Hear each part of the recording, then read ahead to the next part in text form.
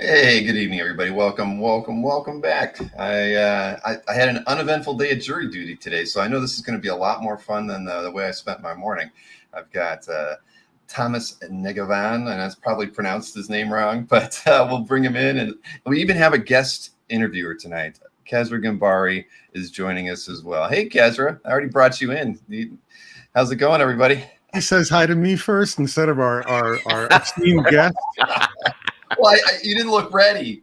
I always do that. I'm looking at my phone. I'm looking at like Jason D'Ambrosio's angry Facebook Messenger stuff, and that's a constant. That's the only constant in the universe.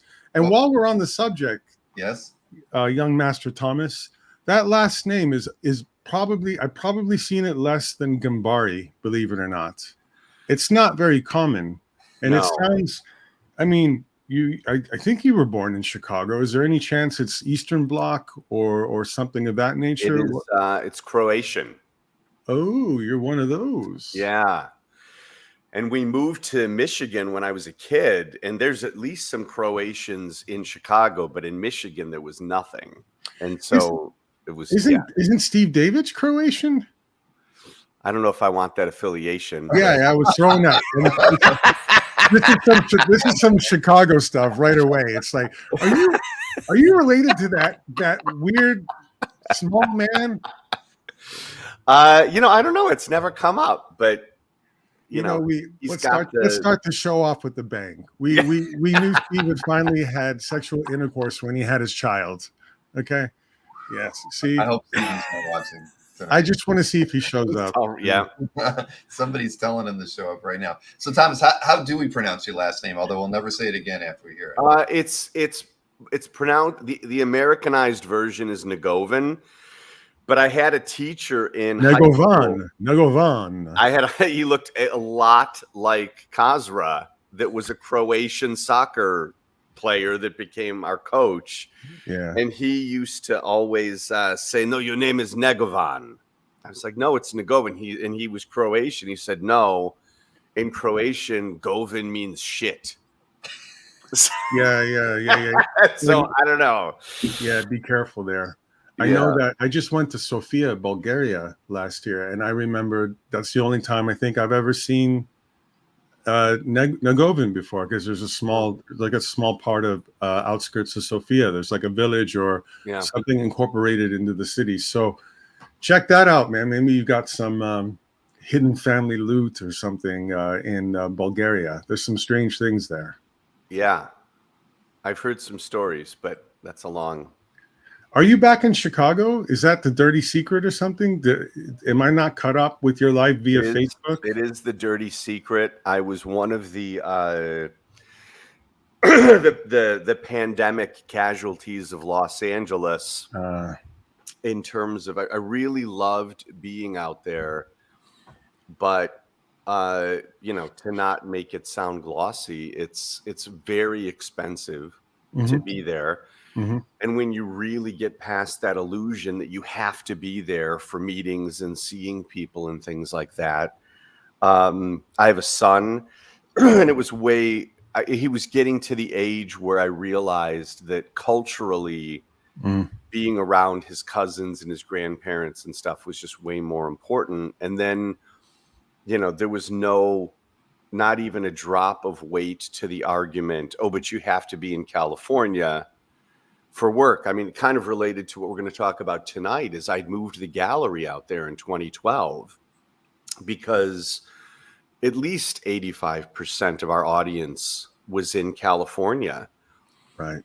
And then we did a lot more business, but our costs went up, and nobody that bought came into the gallery to buy. They still bought over email, over the internet. People, so it was like I was running a nightclub. Mm-hmm. We would be open, there'd be lines around the block, but none of those people were there to buy. And then the people who were buying still didn't come in. See, I'm just so out of touch. I didn't realize that it's like a faux pas or like embarrassing to be seen buying things like art.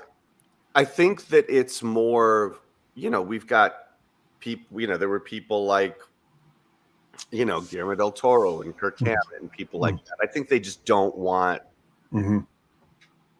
They're not going to go to an opening. They're not going to. Yeah, or they use intermediaries, or they buy ahead of time, or they get private showings. But in any case, I get the meaning. I mean, we did one private showing in 8 years, kind of thing. It was still, and we'll get right off the topic right away. It was at Comic-Con where I saw the doom on the horizon. I had a guy come in. We used to have, our huge booth at Comic-Con. There was a guy that came in and he had his iPhone. This is when it was like a new thing. And he's doing the swiping and he's showing me his art collection. It's a very normal thing. We're obviously here to talk about that. But he's showing me things. And he gets to a piece that was a Chris Mars painting. And I knew who had it. And I said, Billy sold that to you. And he said, what are you talking about? I was like, that painting, like I know who has that. I didn't think he'd part with it. And he's like, what are you talking about? I was like, the painting. He's like, but it's right there.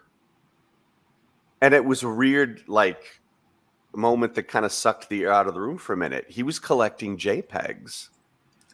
And that's happened now multiple times since then. But the flip side to that is up until that point in time, I was not used to people buying paintings or objects of art or things like that comfortably through a JPEG. So that was the point where it all really shifted. And then the final straw was actually a conversation with Grant Morrison. He would come to the openings and we were standing there. And he had just come from a thing with a VR company. And he was just explaining some of the tech to me and saying, no, you're going to be here. I'm going to be in my castle in Scotland. We're going to have these headsets on. He's describing this thing that sounds like a Grant Morrison comic.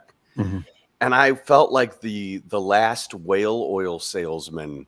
Yeah. Like in the 1800s, in the era of electricity, I'm paying for rent to put on these exhibitions. And so that's when I realized I needed to shift to publishing, because the publishing then is a permanent exhibition that, goes out in the world forever. And so, yeah, to answer your question, yes, I'm in Chicago. Yeah. And you've got a substantial, you have a substantial print collection from my understanding. And I think, please correct me in the next 2 hours when I'm wrong, but I think some of your books have representative pieces from your collection in them as well. Yes. Yeah, there's a book. That's always a good thing too. Yeah. We're doing a book that's on. There's a second printing on Kickstarter right now called Beautiful Macabre. And one of the things that I had started buying is I really loved the really super creepy, really dark artworks. And we couldn't sell them to save our life when we were starting out. Everybody wanted really beautiful things. And so I just really quickly learned I should just be collecting these. I should, I want to pursue them. They're hard to find. And so I wound up kind of building a collection simultaneously while I was being a dealer, because the really pretty, fun, a beautiful woman kind of thing was very rarely anything that I was wanting to keep. Yeah. Yeah, but the nice thing about niche markets is not only do they come back at some point, but it's nice when a niche market is also reliable. And I would think that sort of dark, if you want to call it, subject matter environment will always have an underbelly, will always have, I'll just call it an appetite or an audience. Now, it might be difficult to access or take some time, or there's a reputation or a quiet networking thing that happens. But it feels like, as human beings, it's timeless. It's absolutely timeless. Yeah. I remember the first piece that I found in that realm was a really grotesque thing of a guy doing an anatomy study on a skull with this, kind of Art Nouveau weird, stuff around it. And the guy that I was buying the art from was a French collector that was selling me part of his collection. He put that piece at the end. So he's giving me the prices, and I'm like, can I swear? Sorry. I get to the end. Please do. Yeah. And Please it's do, like, oh man, he knows that's the bell ringer. He knows that's the piece. And so we get to the end, and I'm like, the prices are all really good. This one he's going to kill me on. And we get to the end, and he says, in this one, I'm just going to give to you.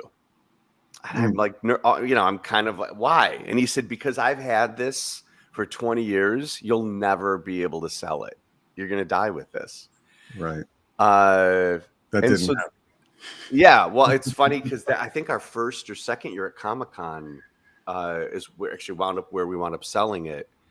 And it's just that when we were doing like the fine art antique fairs, it's a very narrow kind of straight audience that is decorating. And the funny thing about us doing Comic-Con, I mean, again, these will be huge tangents if I go too far, but I'm not going anywhere. So I loved this kind of art. There's an artist in particular named Carlos Schwab. That's one of my favorites. And we had a bunch of these hand watercolored pieces by him. And I think they were a couple $1,000s. And we just couldn't sell them. Again, just like it's one of those things. They were just a little bit too weird. And I was looking at the Bud Plant catalog, and there's a big $150 monograph on this artist. And in Bud Plant's catalog, he's got this book. And he said, if you love Barry Windsor Smith, you have to know Carlos Schwab. And in that moment, I thought, man, that's how I found shame. All of these. Shame always works.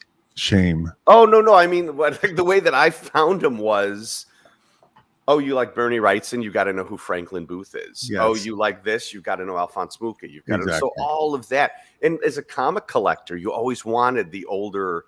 This is the days before graphic novels. You wanted to find the older stories, the older books. So I thought, man, that's the room that we should be bringing these things to. And the first year, we had all of our Art Nouveau stuff. We had a huge, like 20 by 40 foot pavilion set up.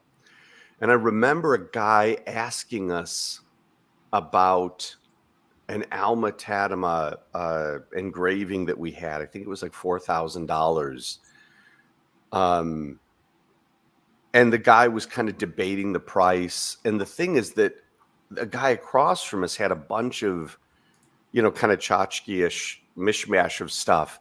And it was the stuff that the guy had was all pop culture things that were priced really comparably. It was all really expensive stuff. And so the argument that I was able to make was, look, I can't comment on that specific market, but I can say that the nice thing about this is that there's a century of sales records behind it that kind of show where it is. And so we wound up being able to help a lot of people get into turn of the century art, symbolism, Art Nouveau. But the biggest thing of all was it was the first time that I was ever at a show, and I'd been a dealer for maybe 15 years professionally at this point, where more people that came into the booth knew everything that we had. And it was because it was artists. And so the first year, I remember Bud Plant and Charles Vess both coming over and asking, do you have any Heinrich Löffler? And it was like, you're asking for an artist that I actually could. And they were shocked that I could say yes, but I was shocked that they were even asking for it. And so I felt like I was selling drugs outside of a methadone clinic. Like our first 10 years, our audience was almost all artists. And they would go sell a bunch of drawings, and they would come back and buy things from us. And the first year, I remember rounding the corner, we had this Art Nouveau room built, and like Dave McKean and Dave Stevens used to come all the time. And Charles Vess and Bud Plant were just sitting there. And so the part of me that was a comic fan felt really excited. And it wound up being good, and we did it for 15 years, and it was a great run. The show just changed, and the funniest moment in the whole thing is, so we built this huge pavilion, big glass cases of Art Nouveau objects that look like things from, that H.R. Giger could have designed, and all of this crazy stuff, big Mucha posters, like prime examples of everything. And it was so expensive to do that show, like way more than any international antique fair that we did. And so we set it up, and my bank account was empty when we did that show. Like, it just was so much to build these walls, and you're paying union rates there. And normally at antique shows, all that stuff's kind of built for you. So we're doing that, and I'm thinking like, wow, okay, I'm really exhausted, but I'm excited. And so I'm oiling up this piece of furniture, and I hear two voices coming from, behind in the aisle. And this is during setup. And it's two guys arguing about who would win in a fight between Darth Vader and Wolverine. And I look up, and there's a Gustav Klimt piece, and there's this beautiful bronze bust. And I think, I'm going to be living under a viaduct in San Diego for the rest of my life. I'm not going to sell anything. I'm going to be here forever. With all the other art, all the other galleries. Yeah. And so then we, opening night happens. It's gangbusters business. People like Michael Kaluta, that I'm a huge fan of, are like coming over to, introduce themselves. Like, I know who you are. And someone asked me, so how is the show going for you? And I was like, thank you for asking. We're actually having a really wonderful time. And then I tell him the story. And then, without missing a beat, he's just looking at me intently, and he goes, Wolverine. It's like, what are you talking about? He's like, Wolverine would win that fight. And I think my face went white as a ghost, and it was like the Twilight Zone episode where you're still in that moment. He says, well, because I invented Wolverine. Oh, we got to be clearer now about who that is. It was, as soon as I said that, I realized that it was Len. Because I turned his name tag around, and I was like, Marcus disagrees. He says Vader wins, but you guys, you can basically have shut out. Yeah. But so it was an enormously fun experience for me. Like, I just, and it was really, the arc of coming into that world at Comic-Con, and then developing the audience in LA, and then eventually, like, I'm happiest with the publishing, because I don't mind selling. And we did find more of the people like you're talking about, kind of that underbelly of the people that like the stuff that I like. But my heart is very little in the sales. I love doing the artist representation, because I feel like I like putting that part of my brain to use. But the publishing of the really, most everything we publish, the images that are in it are almost all things that just aren't anywhere on the internet. It's like the only known copies of things. And so I feel like that's the most important thing that I could be doing with my time. Like, selling a piece of art just happens once, but putting out a really nice big or impeccably reproduced in print, which is also another major service of your books as well. We should work go really hard on that. We're going to go back to the actual sort of format of this interview thing. And I'm so sorry, Bill, because we could talk for like 5 hours, but to just tell us, why do you like comics? Where do you come from? Why are you here? Give us an origin story. Are you asking me or Bill? Is that the phrase? Is that the correct phrasing? Is that the correct phrasing, Bill? Well, that's fine. Thomas's origin story is where we want to start. Yeah, because we kind of jumped in like somewhere in the middle, right? Yeah, without really any kind of background. How you decided to even start a gallery in the first place? How did you get to that point? So yeah. Well, I started, my interest in comics was, as I think a lot of people's are, you're young, you start reading comics. I remember liking a lot of the DC stuff, like the 70s Legion of Superheroes type stuff. But then I came in on the Uncanny X-Men around, like, I think 135 might have been the first one that I bought on the newsstand. And then That'll do it.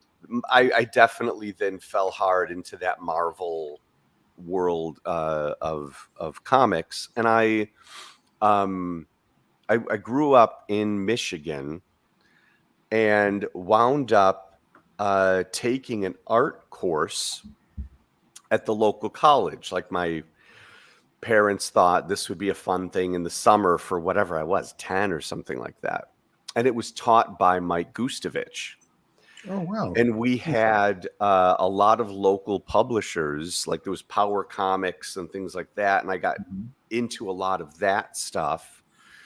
And then, of course, because of Mike Gustovich, it was Justice Machine. And it was exciting because it was someone that you met that could do that. And I had a little comic convention in my garage. And Andrew Peapoy, who's a successful inker, is...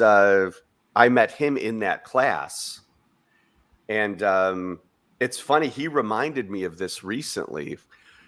He had part of the thing in that class was that you're supposed to make a comic book, like an 8-page thing or something. I don't think I'm sure I never finished mine. But he had like maybe 6 pages or 7. And I had proposed, well, what if I pre-buy X number, then you can finish it and print it. And he was telling me he remembered going with his dad, do his dad's work to copy them and staple them to have them ready for the comic convention I was holding in my garage. These 3 kids sitting there. So Andrew Peapoy's Captain Dynamo was the first thing that I ever, I don't know, like I borrowed $2 from my dad to buy these from him for like a quarter a book. And I remember some kid showed up and said he had a bunch of comics at home, and Andrew went off with him to look at him. And my dad came out to the garage. He's like, "Where's Andrew?" It's like, "I don't know." "What do you mean you don't know?" And we're like, maybe he's 12 if he's 2 years older than me at that time. And I remember when Andrew got back, my dad just tearing him an asshole for just wandering off with some other kid. So that was kind of like my whole area of first getting into it. And then I'm just a voracious reader and just kept at it. And then, and fell out of it. And, everybody's got their thing where they fall out. And then I came back in around the books like Sandman and Swamp Thing and, that kind of stuff that appealed to the evolution of my brain. And then fell out of it again. I mean, actually, I didn't really. It was a long time later, but. And then the art gallery thing is just, I'm pretty unemployable, and I'd worked at different galleries and I've explained that to people. Like, that's sometimes a good thing. I understand. Yeah. And I'd worked in different galleries and things like that. And I had, there was one point where I'd quit. I was working at a really posh gallery, and when I quit working there, a lot of the collectors that had liked me were asking, well, can you help me find pieces? And then on the other side, a lot of the dealers were saying, well, can you find a buyer for this? And it was a lot of the strange 19th century stuff. And the thing that happened there is I was a good at least 20 years younger than every other dealer. And so with the things that I was interested in, the people that were a lot older, that were older professors, loved that I knew this obscure material and were willing to sell things to me because they felt like it was going to someone who cared about it and knew what it was. And then coming into that area as a dealer, there was not a lot of competition for weird, a little more symbolist. We did a lot with German cabaret things from the 20s, things that just were a little left of center. And so even though most people would pull the trigger on the stuff that was prettier, like I said, at least our presence was a little off. And so then, you know, and so the comic art collecting part of it didn't really come in for me. It's funny because we were talking about like how I was having a hard time picking things for tonight. My first thought was, I'm just going to pick things that are published. And I was like, man, I don't know if I have 20 published pieces. Like most of the, like I have work by artists that people would know, but like there's nothing by Kent Williams in here tonight. But I've got some Kent Williams paintings, but they're not anything close to the realm of comics. And the funny thing now, as you guys are well aware, the market is so crazy right now that all of the stuff that I love, can't touch it. Oh my God. Yeah. So there's one funny thing. I remember one time when I was really thinking I should buy a piece of comic art, kind of like, and it was when I was in my full swing as an antique dealer. And it was a splash page for Spider-Man. And I don't remember who the artist was, but I just remember it was like $10,000. And this would have been, I don't know. It was maybe it was 18 years ago or something. Whatever. So it was Romita Jr. or Ditko. It had to be. It was. It wasn't Ditko. It was probably Romita Jr. It was probably Mike Berkey selling it.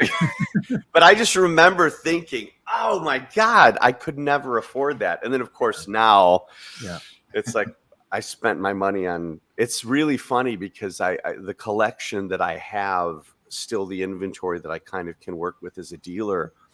I laugh. If I had just bought comic art and vintage recording gear, I'd be a millionaire right now. But instead, I did foolish things like buying conservative historical art. Yeah. I did foolish things like starting publishing companies that barely made any money, especially with the partners. Yeah. And ended up selling a lot of stuff too, which is more of a heartbreak when you have some stuff that you can never get back. But I remember I got Jim Rugg's Street Angel in the late 2000s, and then I got the hardcover of Aphrodisiac, and I wanted some Aphrodisiac art, and I went to Comic Art Fans, and some SOB named which had a name very similar to yours, had all the best pieces, all of them. How did you snatch those up? Because you just contact Jim and he said, okay, have what you want? Because I don't even remember being able to get in touch with Jim back then. But I know you had the cover, you had some splash pages, I think you had some title, maybe a title splash. You had a lot. You had a lot. I'll take them, by the way. I'll take one anytime you want. I loved that book so much. I used to buy cases of it to give it away. Like I would, that's, something that I would always do with books I really love. And that was one that I'm like, it's so smart. It's so smart. And I could give it to someone that doesn't read comics, and they would get, if they're smart, if they understand pop culture, if they understand even film history, the jumping the shark idea and all that. I was like, they could get this. And I just thought it was so smart and so brilliant. And I don't remember how I got his phone number, but I remember, it's kind of a weird story, I guess. I remember wanting to buy some art from him and him not wanting to sell it. Yeah, he's the same way now. And I remember that what happened at the time was, for me, it's funny because this happened in one of the comic art collector things on Facebook where someone was like, I have these two pieces, which should I buy? And my comment was, you should buy the one you love, because if you're trying to figure out a market, like you can't predict that, but you know what you love. And I was coming from an art world where the economy at the time especially was very different than what comic art may or may not sell for. Yeah. And I also have always been really an artist first that just fell in the sheep in wolf's clothing. Like I fell in where it's like I understood business enough that I was able to make a living and help others do that. And so if I'm overpaying, and that's in finger quotes, if I'm overpaying for a piece of art from an artist, I'll never give that a second thought. Because to me, it's like, I do this, I've done this recently a lot with musicians that I like, where, they're not making money. Like one guy during COVID was like, hey, I'm really having a hard time. If anybody's ever been inclined to kind of throw me a bone, it's like, I sent money. And I'm not sharing it like to try to sound charitable, but I just think culturally, we so grossly undervalue the people that make the things. And I know I'm preaching to the choir, both to you guys and everyone listening. So when he was saying, I don't want to sell it, I'm like, but why don't you want to sell it? And he said, because I always feel like, well, it'll be worth more and then I'll regret it. And so I said to him, I don't really care what the price is. I just really love what you do. And so I said, what would a price be that you would think you'd hope this would be worth one day? And then he gave me those prices. And I said, no problem. And so then I just bought a bunch of stuff from him. And I had no idea who he was outside of that book. I had no idea about this market or other comic market. It was substantial, but for me, it was like, whatever it takes for this guy to not have to, whatever people do, to not have to go stock shelves or whatever it is, this guy's got to keep making this stuff. See, Bill, this is where I want to have an hour-long program with Tom just talking about having digital riders to art and contractual obligations for reselling and 20% riders and in perpetuity to heirs and all that stuff. And that would be a fun conversation, but we're not going to do that. We're not going to do that. It kills me, man, when I hear... I get it. There was something that happened with Bill Sienkiewicz the other day where... we were talking about some piece that had sold for an extraordinary amount of money. And he was like, man, I think I got, and the number was, as you can imagine. Yeah. Like the first Legion page for New Mutants just went for an absolutely obscene amount of money at auction. I think that was it. And it was like under $1,000 is what he had wound up selling it for. Yeah. Well, Bill, I mean, God bless Bill. I mean, he gets $35,000 for a Batman painting now as well. So he's doing okay. I'm like, Bill, I love you, but but conceptually, I do be watching. Yeah, we won't get on the subject of this, but yes, it is something that when I first heard about it in the fine art world, I actually didn't like the idea because I thought, man, that's like a whack-a-mole that you'll never organize. It wasn't until I saw the gross discrepancy with comic art and these people, especially guys that are a little older,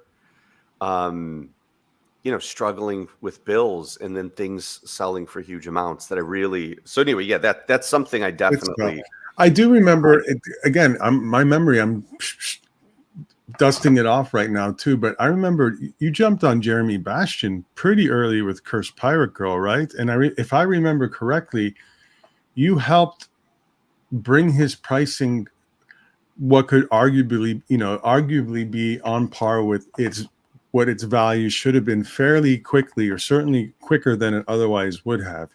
Didn't that happen? I'm not misremembering. Yeah, that's actually Doug Klauba, the guy that does the Phantom covers and a lot of pulp stuff, bought me a copy of his self-published comic. Yeah. And he gave it to me and it just went into a stack and I never looked at it. And it was maybe 11 months later because I found it, I read it, I loved it. And I said, I've got to find this guy. He's close by too. Well, I emailed him a few times and he never responded. And it was... then Comic-Con was coming up, Chicago Comic-Con or whatever it was called. Wizard, yeah. He drew me a MODOK at that wizard. Can you believe it? I made Jeremy draw MODOK. I remember that MODOK. That's but terrible. So then I went there and I said, "Hey man, you're hard to reach." And he and his wife kind of looked at each other and laughed. He's like, "Yeah, I'm not the best with technology." And I pointed to his art and I'm like, "Yeah, no wonder." Yeah. And so I just said, "Man, I love what you do. I would love to buy some art from you."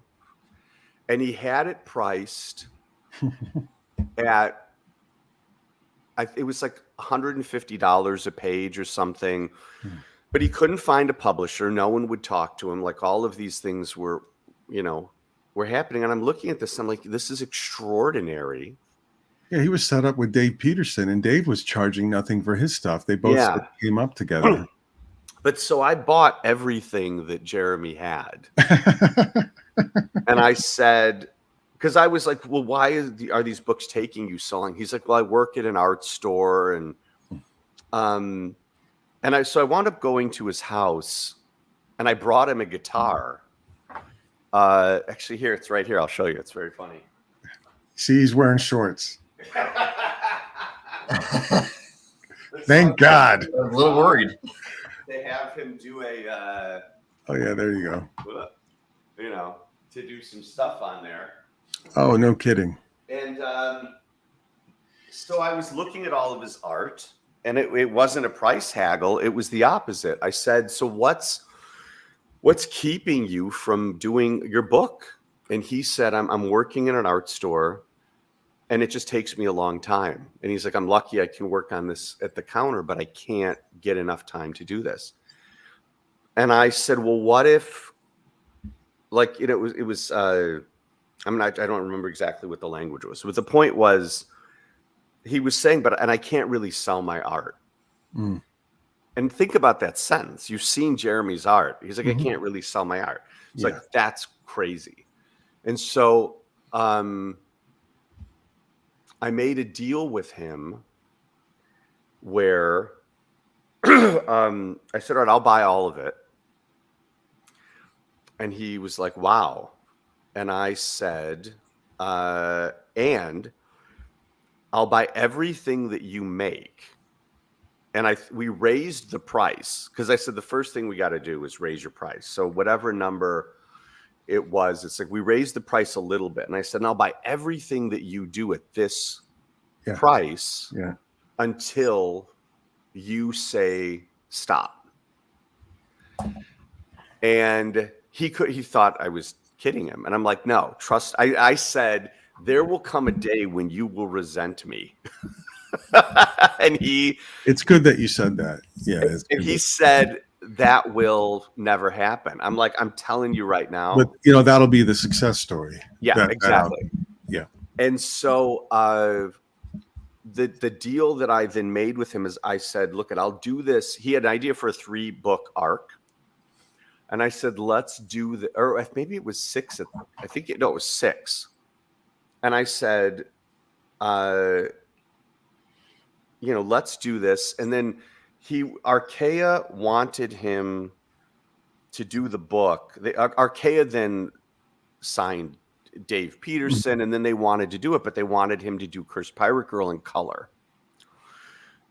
And I was like, I don't know that that's a good idea. They wanted him to simplify his style, do it in color.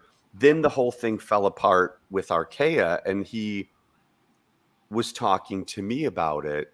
And I said, I'll publish your book. I was like, but you got to do it black and white. That's what you envision. That's your vision. That's what your art is great as. You've got to do it that way. But I'll finance it. I'll do all of it. And so, and so then I wound up publishing Cursed Pirate Girl.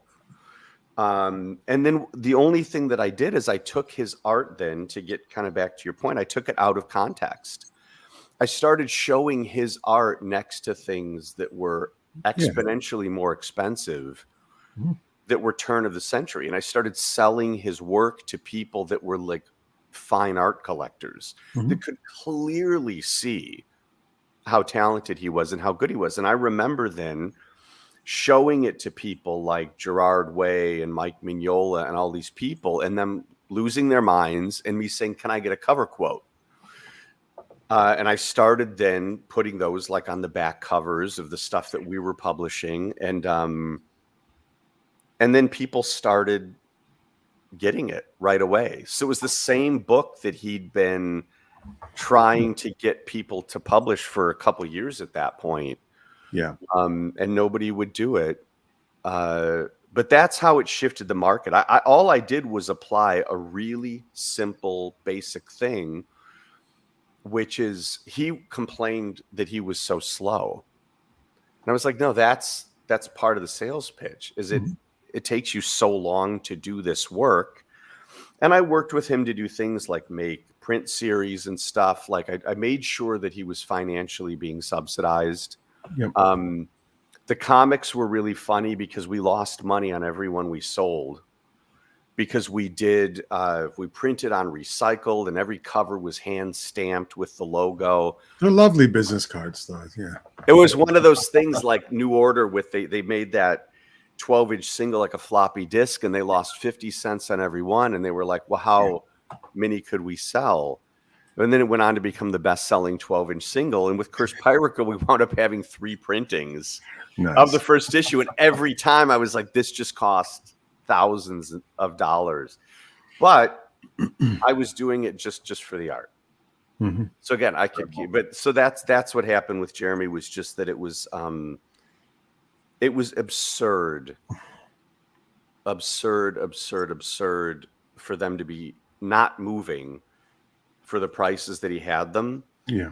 And then what I did is and this is something that one of the things I've thought about is writing a book that really talks to both business people and to comic people. Because the thing that I did with Jeremy that most people don't think of or don't understand, or like, that are working creatively, is I put all that money back into promoting him. Mm.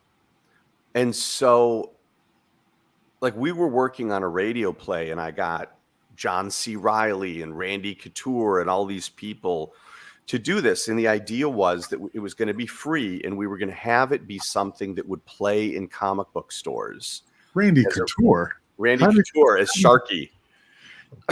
That's an interesting cast. It was all clients. It was all people that I had from my... Oh, no kidding. And so, I could afford to spend $300 to fly to LA and stay at the Holiday Inn and go and do these voice recording things. Jim Rose from the Jim Rose Circus. And I just got a bunch of great people. The Enigma. Who's that? Do you remember Jim Rose's guy, the tattoo? Oh, yeah. I saw him in Chicago back in the day. Yeah. Oh, sorry, man. please. No, but that's that was one of the plans, was like, this book could go wider. Comic book stores need people in. If we make this radio play, and the only place you can hear it is if you're in a comic book store. And the way Challengers was doing things with like Sunday stuff for kids, I was like, this is a perfect thing to do. Challengers, big comic book shop in Chicago. Great shop in Chicago. Patton. So that's the kind of stuff that I was looking at it on paper as a business. And so when I would sell a piece of art, there was profit that would afford the time and the energy for me to fund all kinds of stupid shit. Yeah. Like giveaway. Like I sent holiday mugs to all our clients one Christmas that had Cursed Pirate Girl stuff on it. But it was like just seeding that market, and it worked, and it built his audience. Sorry, Marcus. Marcus is funny. It's going to be a 12-hour. I'm so sorry, guys. we probably should have started by saying, Tom is a gallerist, mostly former art dealer, mostly a publisher now, musician, and has done filmmaking and archivist. Is that fair? Why not? Right? It's probably very important to me. Like you mentioned with the books. No one asked you to reply to that. Well, I was wondering how you got material for the books that that no one's ever seen before, but you've been able to get one example enough to put them into your books. Like you were saying, the things that are so obscure that no one else would have ever seen them. How do you find them? Yeah. It's I've been doing this for a long time, and part of it is that a lot of it is just like garage sale level in the sense of like, we did this beautiful big Mucha hardcover, and there's like pamphlets in there for one of the books he put out. And that was just a 3 a.m., eBay France find that might have cost me $30. But if you'd asked a dealer for like a brochure, from a book from 1897 or whatever, they would just never think that it had value. So there's a lot of ephemera that way. Mm-hmm. And then a lot of stuff with the art. It's just, it's being willing to pay for it. Like one of the things that I am going to do is a Grand Guignol book on the Parisian theater of horror. And I've got an enormous collection of those exhibition posters, and a lot of them that are theoretically the only known copy, because a lot of that was small quantities, didn't survive, very localized advertising. And with that kind of thing, it's just, I guess it's the way you would get comic art. Like, are you haggling over price, or are you happy that you have the opportunity to get it? And sure. Yeah. And with really rare stuff, it's, there was a one piece that I sold once, and I remember coming up with this, and I've used it a million times since then on myself, where this guy had wanted a painting that was in my house, and I was moving, and I definitely didn't have room for it, could use the money to sell it. And I called this collector and I said, hey, I'm going to sell you this painting. Here's the price. And he said, well, what's the deal? Like, what's my deal? And I said, well, the deal is that it's actually for sale. And he laughed, and he was like, all right, I'll take it. And I just always remembered that myself. Like, if someone's got something that's really rare, again, it's if you can afford it, and again, it's different with, that's a whole other long conversation. But for me, a lot of this stuff, the prices weren't inherently cost prohibitive, because the rarer something is in a lot of these kind of worlds of art, often it's less expensive, because the things that people are really familiar with, like a really obscure artist, I guess it is like that in comic book art, right? Like, it's going to be Kirby and Ditko, and you may have something really academically important, but maybe it's a secondary artist. It's just something that, fell through the cracks. And so we like Bob Hall here. We like Bob Hall. See, I don't even know who that is. See it, right? That's how obscure they are. Oh yeah. There you go. So that's but a lot of it is just decades of searching and collecting, and everyone learns that lesson because they waited 20 years to get the same piece. It's usually a lesson learned from regret or experience, or sometimes you never remember the piece you paid too much for. Right. Never. Yeah. But you always remember the piece that particularly in the world of one of ones. Yeah, oh yeah. Original arts. Yes. And I probably should own, 5 or 6 Dave McKean and Kent Williams paintings, and I kept waiting for some, and then there's a 5 or 6 year period where I really wasn't involved in collecting because of life circumstances. Then you wake up like Sleeping Beauty, and the world has totally passed you by, and you feel exactly the same. And how dare the world do that to me? And then there's this displacement of opportunity and cost. Yeah, and you're punched in the face, and you're sort of mentally old. In a way, you have to readjust to the new realities, and that's the life of a collector. 15 again, and seeing that back issue in the glass case, that you just couldn't possibly afford. It's like everything keeps shifting. You've got more money, but the thing is, I remember seeing an X-Men #1. It was Argosy Comics in Grand Rapids is where I used to go, and I remember it was like $300 or something. Yeah. And I just remember, I think of that now as an adult, and it was like, I can't even imagine. But when you're 12 or 10, it could have been 30 million and it wouldn't have mattered. Now, nobody cry for him, because there's an X-Men 10 page that you're going to see later on tonight. Which A was my 4-panel Kirby X-Men 10 page. And everybody knows my favorite issue of early X-Men is X-Men 10. Oh, that's the earliest back issue that I own. And that panel, Bill? X-Men. I know, he's fixing his visor. It's the perfect the Kirby Cyclops panel. That was just the best. I mean, everybody gives me a hard time because I didn't rank Kirby in my top 5 X-Men artists, because in my mind he isn't, and I didn't read the '90s, so I actually wedged Jim Lee in there at number 5, but begrudgingly. But the only Kirby issue that I liked was issue 10. There's just something about it. The story's great. The putting them in a crazy elements, and it was perfect. And I can go back and reread that anytime. The cover's amazing. It's just a perfect book. And so when I saw that today when I was doing your slides, I was like, son of a gun. I love it, man. That book is one of my favorite memories. And I'm a huge fan of all the original X-Men stuff. And Bill, I bow to you, but should we start the art? Because we can talk about life and tangents. But you guys were talking. I have to say, on Thursday I'm gonna finally open that Sienkiewicz piece that Kasper kind of nudged me along to buy, and it was one. I nudged you. He asked me like a what do they call them? Rhetorical question, I think. Is that the phrase? Yeah. I was looking for somebody to back me up on spending the money. That's what it was. And Kasper, he supported me in all the things that I do that really take time and effort and thought and experience. And that's the one I get called out and given credit for. You're welcome, Bill. I should be more grateful. You're welcome. I'm glad you got that page.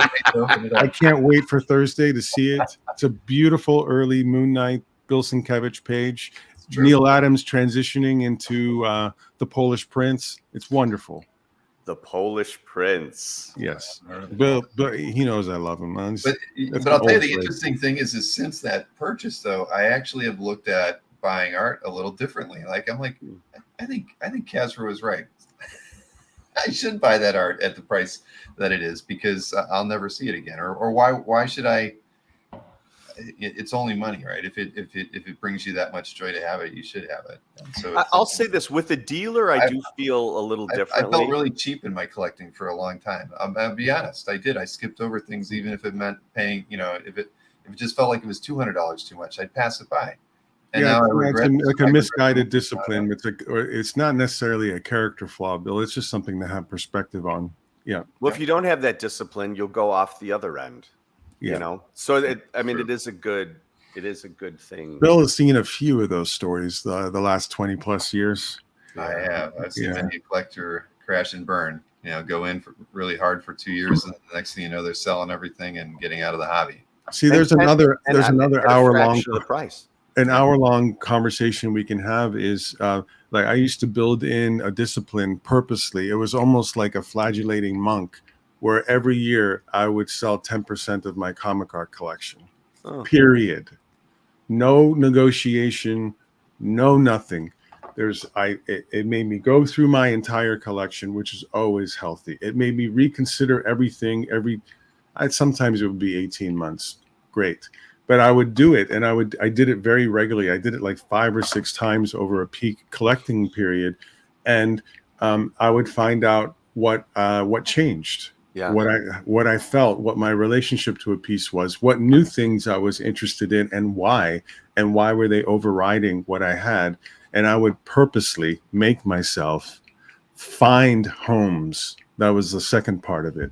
The stewardship, the emotional caretaker sort of baton passing component of it. That's where that really blossomed with some intention. And it was wonderful. And I'm not like this hyper disciplined guy. Bill can tell you that, right? But this one was pretty magic. It was incredibly powerful. Yeah. As someone that was also kind of functioning as a dealer, not with comic art, but there were a lot of times I had to sell things that I thought I was going to kind of try to covet to keep. Yeah. And even That's though the word I use too, covet. That is the operative word. Yeah. And so even though those times were painful, it did help me with kind of that honing thing that you're talking about, and that I started being able to get a little more disciplined up front in what I was choosing to covet. And so I guess it's kind of like when we talk about, you don't remember the things you overpaid for by $200. You just remember the things that you let go because of $200. And, it's everyone has their journey. And according to what comic prices are now, some people have different thresholds than civilians. It's always interesting, Tom. Here's another hour-long conversation: what people choose to display and how they display it versus what they store away or otherwise choose not to display and store in some manner. I don't think people have a very sort of conscious, and they don't need to, but some little bit of understanding about why it is they display what they display and what that means and what their relationship is. What are they projecting? What are they showing? What are they identifying with? What are they proud of? What are they prizing? And the fact that they can become one of the most invisible things in the world is walking through your own home with all of that art. It can become totally invisible. It's so assumed. It's so resolved and in place already. It's almost like a internal memory, like Ars Memoria sort of thing, where you know where everything is and you can just draw it when you want. And the fact that it's there or not doesn't matter. And that can affect your collecting habits and your choices and your idea of evolution, if not your actual evolution. That's at least an hour-long conversation. I'm not responding to that for that very reason. Thank you. I was just baiting you there. I was just I was like, I have a lot to say about that, but really, we'll be here till tomorrow morning. Before we look at the art, though, Mikhail wants to know: did you include commissions that you would have had done for you in the purges, Kazra? That's interesting. No, honestly, commissions were it's not that I decided that there were the categories of art and one would be less than the other, but overall commissions were far and away less likely to be sold off. And I didn't realize that until now. Yeah. So they were treated differently. The reasons for that, I don't know if I can explain. Yeah.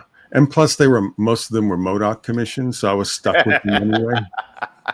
It's like kids, like bastard children sort of thing. Can you really give them away or you just ignore them? I might be interested in the Jeremy Bastian MODOK. I'm sure I've seen it, but maybe I still have it. I still, when I see Jeremy, I still apologize for asking him to draw something like that. Just saw him at Heroes. He's very sweet. He is incredibly sweet. Yeah. All right. Well, why don't we look at some art? Art, baby. Let's look at these 20 choices. All right. A lot of painted pieces to look at, and we're starting off with a Moonshadow page. Nice. Yeah. This is top. This is free form. Say what you like. What is it sort of moment, and then we'll just say some flowery things and agree with you, and we'll go on to the next one. Well, this was the first piece of comic art that I bought. Yeah. I was, I think, 15. Come on. Yeah. Maybe 16. And what happened was I found out who his agent was. It was Alan Spiegel. Yeah. Rest his soul. I was like 15. Yeah. I used to call Alan and he would just spend hours on the phone. He's the one that told me about Franklin Booth. Like I would just spend so much time with him. And I really wanted to own a piece of art. And I think this was like $135 is what it says on the back. Mm-hmm. And that was way out of my budget. But for my birthday, my girlfriend and my family all pooled in together to buy this for me for my birthday. So was this page the one that they knew that you wanted, or did they Yes. actually even select it? Okay, because this is a particular page. Yeah. I liked it because I liked the section at the top. It was a funny line. The king smacks him and says, "Pardon my pork, boy, I thought you were an intruder." And it's got Moonshadow, and I love the cat whiskers peeking up, and yeah, it's got everything that Jay does on one page, between the top panel, the caricature stuff, the moodiness of the third one panel. action, and so it's one that I had picked out. They knew that I wanted it, knew that I didn't have the money, and and so they literally all of my family and extended family, everybody. I grew up very lower middle class, and so this was extremely extravagant. And that was very lower middle class is lower class, isn't it? Isn't very lower? No, I mean, we never ever went without, sort of. We never went without, but it was definitely when I say lower middle class, meaning like, like I didn't get new clothes every year for school, like kind of thing. Right. But I never, my family was wonderful. I had a great extended family. So I was surrounded by everything important, which was, love. I never went without in any way. So I wasn't aware of it until I was older. But the point is that it wasn't like, I was just a 15-year-old kid in, the 80s that had $135. Like that was a huge thing. Yeah, but knowing that you wanted a piece of art at 15 and it's Jay Muth watercolor from Moonshadow it's a bit odd. That is a bit odd.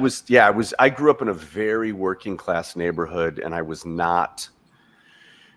Everybody I grew up with are like cops and firemen now, so I was not normal. But I used to, when I got into high school, I asked my mom, what's our budget for clothes for me for school every year? And she said, well, I think we could spend this. And I took that number and I cut it in half. And I said, if I don't need clothes for the next 4 years, would you give me half of that in cash? Mm-hmm. She was like, what are you going to do with that? And I was going to buy books with it. And so I took that money and I lived off of thrift stores and library book sales for the next 4 years. Nice. So she gave you the money, though. She did give me the money. Well, she said if I had said, like, I don't know, a remote control car, she would have said no. Did you have brothers and sisters, Tom? I did. No? I had one little brother. Wow. Who was the opposite. He bought Cavaricci pants and then at the end of the year cut them off into shorts.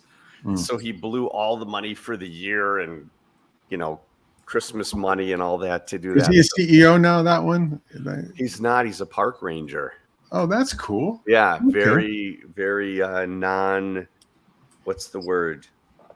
He does not collect bizarre and expensive art. He goes and saves lives out in the Porcupine Mountains kind of thing. So very, very different, but great. Before we move on, anytime Moonshadow comes up, we have to talk about it just a little bit. George Pratt and Kent Williams, as you know, of course, helped out with that. It has a historical significance in American comics, being like a long form, serialized, painted book. Yeah. It was those guys were at the Pratt Institute or just leaving the Pratt Institute together in New York when they did it. And the last fun little factoid: do you know who the letterer was? I don't. Kevin Nolan. Wow. Yeah. That's out of nowhere. That's fun. Yeah. That's why one of my most favorite, most important, loving, like, it's an object on the bookshelf sort of, thing for me, that book. Yeah. That was an enormous, enormous book for me. And so, again, that was why when I thought, that feel that you get when you're buying a piece of comic art of that connection kind of thing, that was why that's why that was what I thought to go for at that. And age. You still have it, by the way, huh? Oh yeah. Since I've got a couple more pages from the first issue at this point, but Yeah, I would. That comes back kind of to the thing of buying what you love. There was never a point in the times when I needed money where there was like a mad run on Moonshadow pages where it was like, if I do this, I can live for 6 months. If I sacrifice this, it was never something anybody wanted. Kent Williams from I think from issue 6. I still have it after a very long time. So good. Yeah, I mean, it's one of the best. It's one of the best books. And all those artists, for people who don't know, Alan Spiegel represented Kent and John J. Muth and Dave McKean. And George Pratt. Greg Ruth. Yeah. I mean, So everybody. he just had this consortium of excellence under his umbrella. Yeah, he really did. First stop at San Diego every year for me. Yeah, he's missed for sure. Yeah. Well, we next up, somebody who's familiar on the channel. We've had him on the show a few times, Mr. Brereton. That's a great Brereton. Nocturnals 1 cover. My goodness. Yeah. This was another book that to me was a perfect book. And again, just purely on an art level that I could really, really connect to. His art after this got more expressionist. And he's someone that I feel like in an alternate universe would be just as big or bigger than the people like the Bill Sienkiewicz's of the world. Because when you look at the art from the 60s, like Big Daddy Roth and some of the way that stylized hot rod culture art happened, and then you mix it with his expressionism, from a purely art point of view, when I would show his work, and this is not the best example of that, but his work from a few years later when he really kind of got even more stylized, it would be the same thing like with Jeremy Bastian. I would show it to people that had no interest in comics and they, but really deep art educations, and they would unquestionably understand why I liked his work. And so, this was just kind of, it was the holy grail of Nocturnals. And that's, I guess I'll tell you, it's kind of a weird story. He's another artist that I published. The big book, Black Planet, the first series was out of print. And I met him and just expressed what a huge fan I was. And in the context of talking, it was kind of a thing with Jeremy a little bit, where he was talking a lot about just really not feeling like he was getting any support from any direction at that time. And the problem with Black Planet is that it only existed in films. There was no digital component. And it was so cost prohibitive to scan those films that nobody would do it. And so the thing was, like, it wasn't with the way books were published at that time. The old films weren't functional for a printer. And so he had these palettes, and basically it was, I'm trying to just be short with the story. Basically, I said, I'll do it. I said, I'll publish the book. I'll pay for these scans. It was an unbelievable amount, tens of thousands of dollars to scan the film. And then we published a really beautiful hardcover edition. This comes back to my archiving mindset. Like, how do you capture this in the best resolution possible? And even though it's film scans, they weren't as great as the originals, like going back to that, but it was the only way the book existed. And so that was the first comic thing that I did. And it was an extraordinary learning experience on multiple levels. And during the process, I just said to him, if you ever sell this cover or any of the covers from the first miniseries, because he didn't want to sell any of them, tell me, because whatever you want to price it, I'll buy it.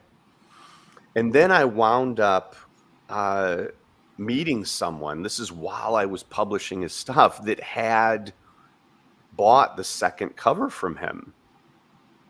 And I asked him, like, Dan, you know, like, I'm kind of funding this enormous thing. And I said I would pay whatever you wanted for it. Like, why did you do this? And he was like, oh man, I knew this was going to come up. And he just said, yeah, it just kind of happened and blah, blah, blah. Well, listen, I didn't want to sell the #1 cover, but kind of as an apology, I'll do that. And the price that he wanted for it is a price that, like, never in a billion years would I ever get back for it.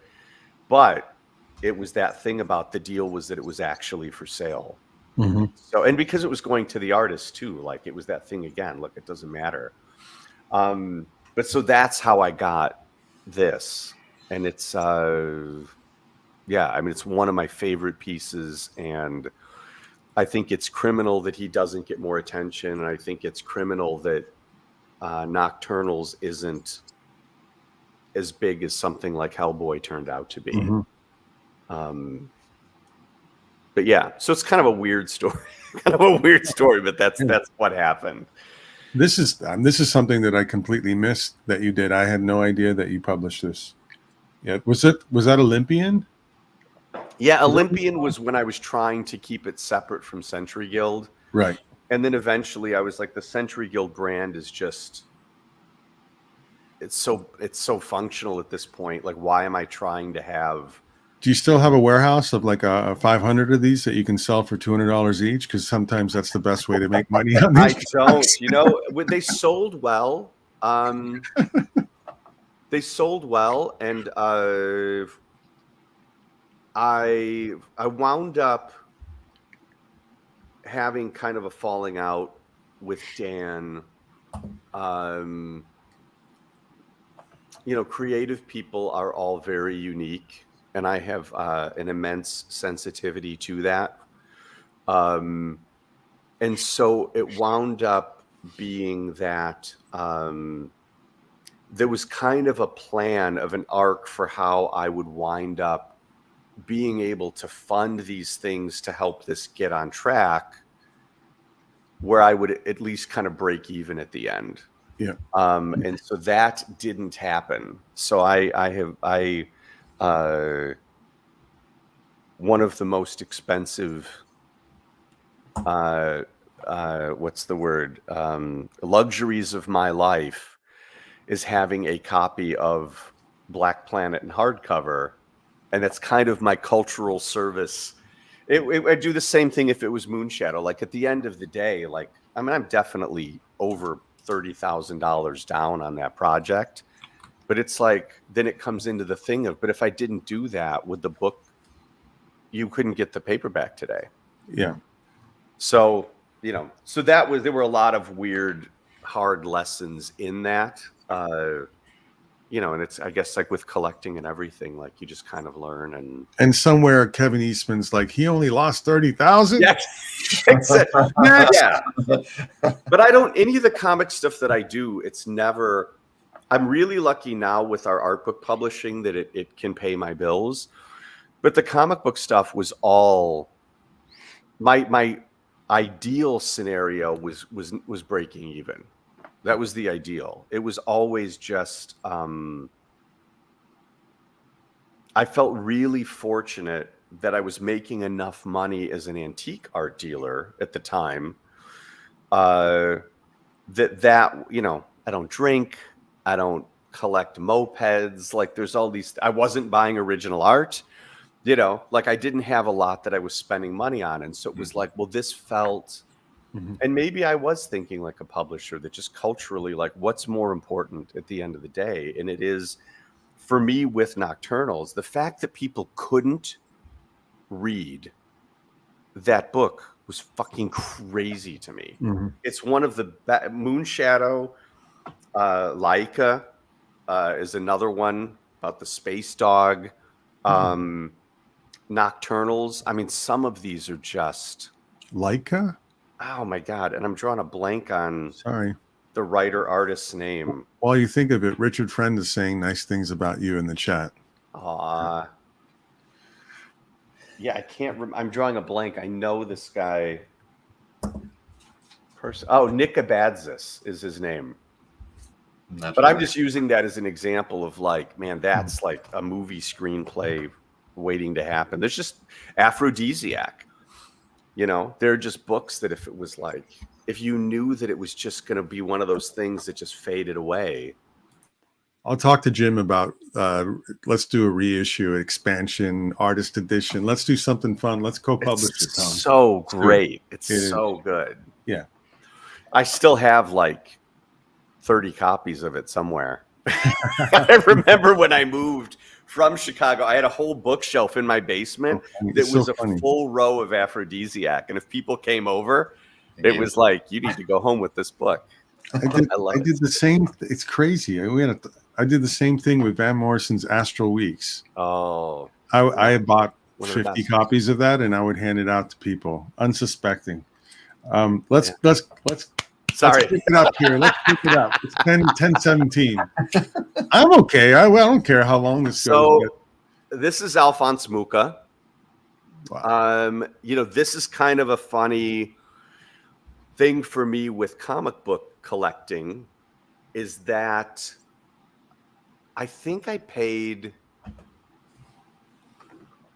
and I'm talking about money stuff because this is obviously a collector's audience. I think I paid $15,000 for this. I'd rather you say it than us ask the crude question. And so when I look at like some of the fucking nonsense that sells for $15,000, and I think you could have a Mucha drawing. Like, is this finished? Is it like, no, not completely, but it's like, I don't think that people understand what else you can spend some of this money on.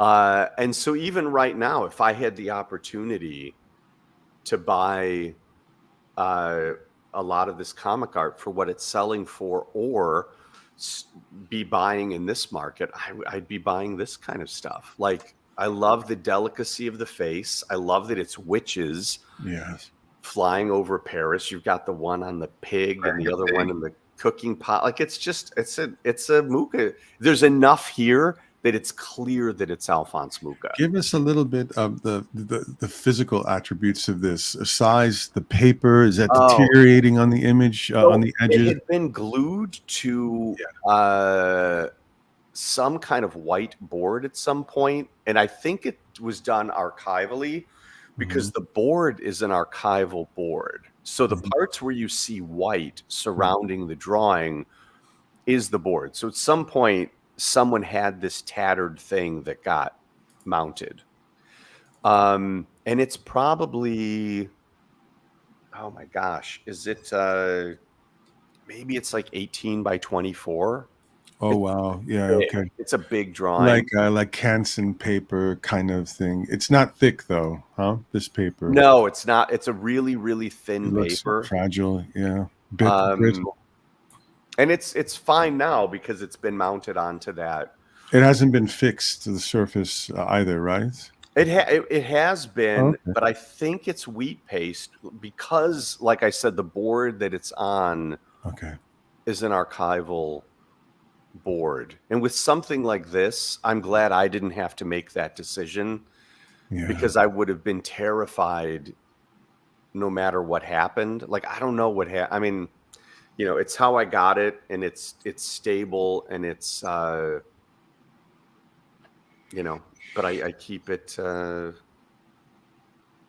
keep it safely. Is there can you attribute this to either a period or a specific work, or as a prelim or detail or anything that led to something, contextualize it in some way? Because I'm not familiar with I can't make any. You know, he did. I can tell stylistically that it's in that window from like 1897 maybe to 1910, 1905. But as far as what it was for, I mean, it doesn't look. I really don't know. I can't imagine what product this could have been for, but also the format. When he did theatrical stuff, he really liked to work in these narrow verticals. It could have been something that he was doing potentially for like a book or a magazine illustration. But I don't know. It would be completely. And what's at the bottom right, Tom? That's not Mucha's signature. Yeah. There's to the lower right of the fireplace. I can barely see it. Yeah. Yeah, that's his signature. Okay. It's fantastic. Yeah. So there's not a lot to tell about this, but just kind of like this is an example of why I'll find myself with less comic art, because I'll see something like this and feel more compelled, more inspired by some of the turn of the century art. Yeah. Well, it is beautiful. Now your next piece, though, I know I'm gonna. This is a running joke, so I know I'm gonna get something from Marcus, or he'll keep his kind of chats to himself. But a Wendy Pini piece from pre ElfQuest. How did you come across something like this? Direct from Wendy? I got it from Wendy. So Wendy, there was a Franz von Stuck, a small thing that we had from, it was like 1905. That's the thing with like artists like Mucha. These are the things that all of the artists that everybody loves, that's what they love. That's what they got into. And so I met Wendy at one of our first Comic-Cons. And of course, she and Richard were very, very wonderful. And I remember ElfQuest was another thing that I had a very fond memory of in terms of a convergence of fantasy and comic storytelling. And she had this piece there was a piece in our booth that she really liked. And there were artists that I would say that I would be happy to trade something. And part of it was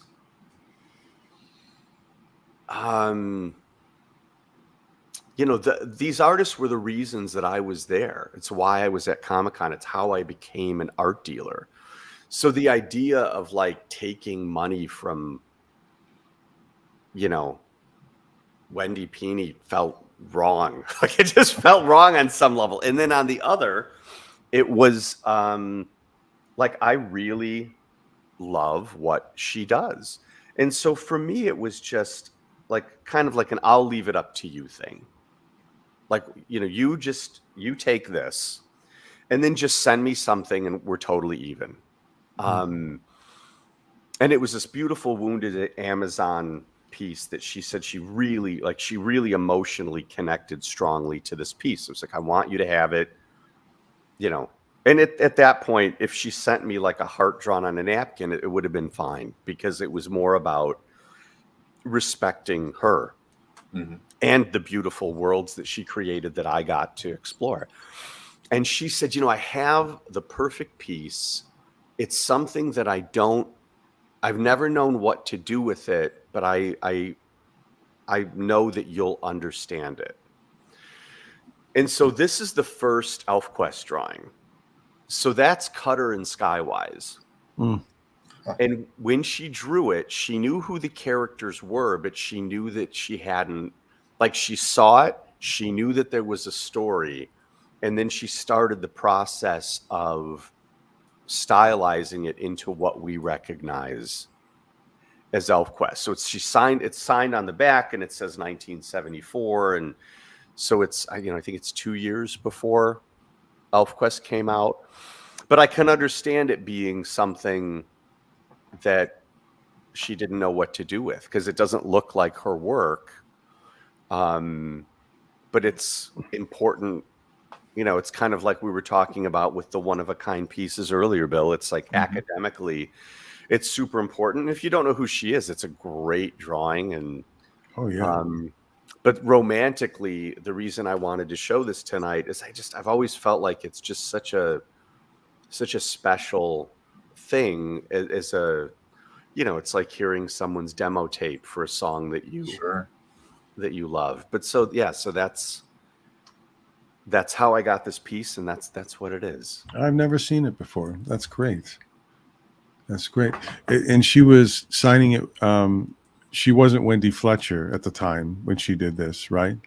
I don't know if it's signed. I don't know if she signed it okay. before she sent it to me or at the time. There's no signature on the front. The signature's on the back. Lovely. And it says Wendy Pini on the back. Oh, okay. Interesting. I mean, they didn't. Flesk did those books recently, and I'm assuming it wasn't. They didn't ask you for something like this to go with it. I don't think I heard about it until after it was coming out. Oh, that's too bad. So yeah, it's on my Comic Art Fans, but I think maybe Wendy and Richard just kind of had forgotten about it, and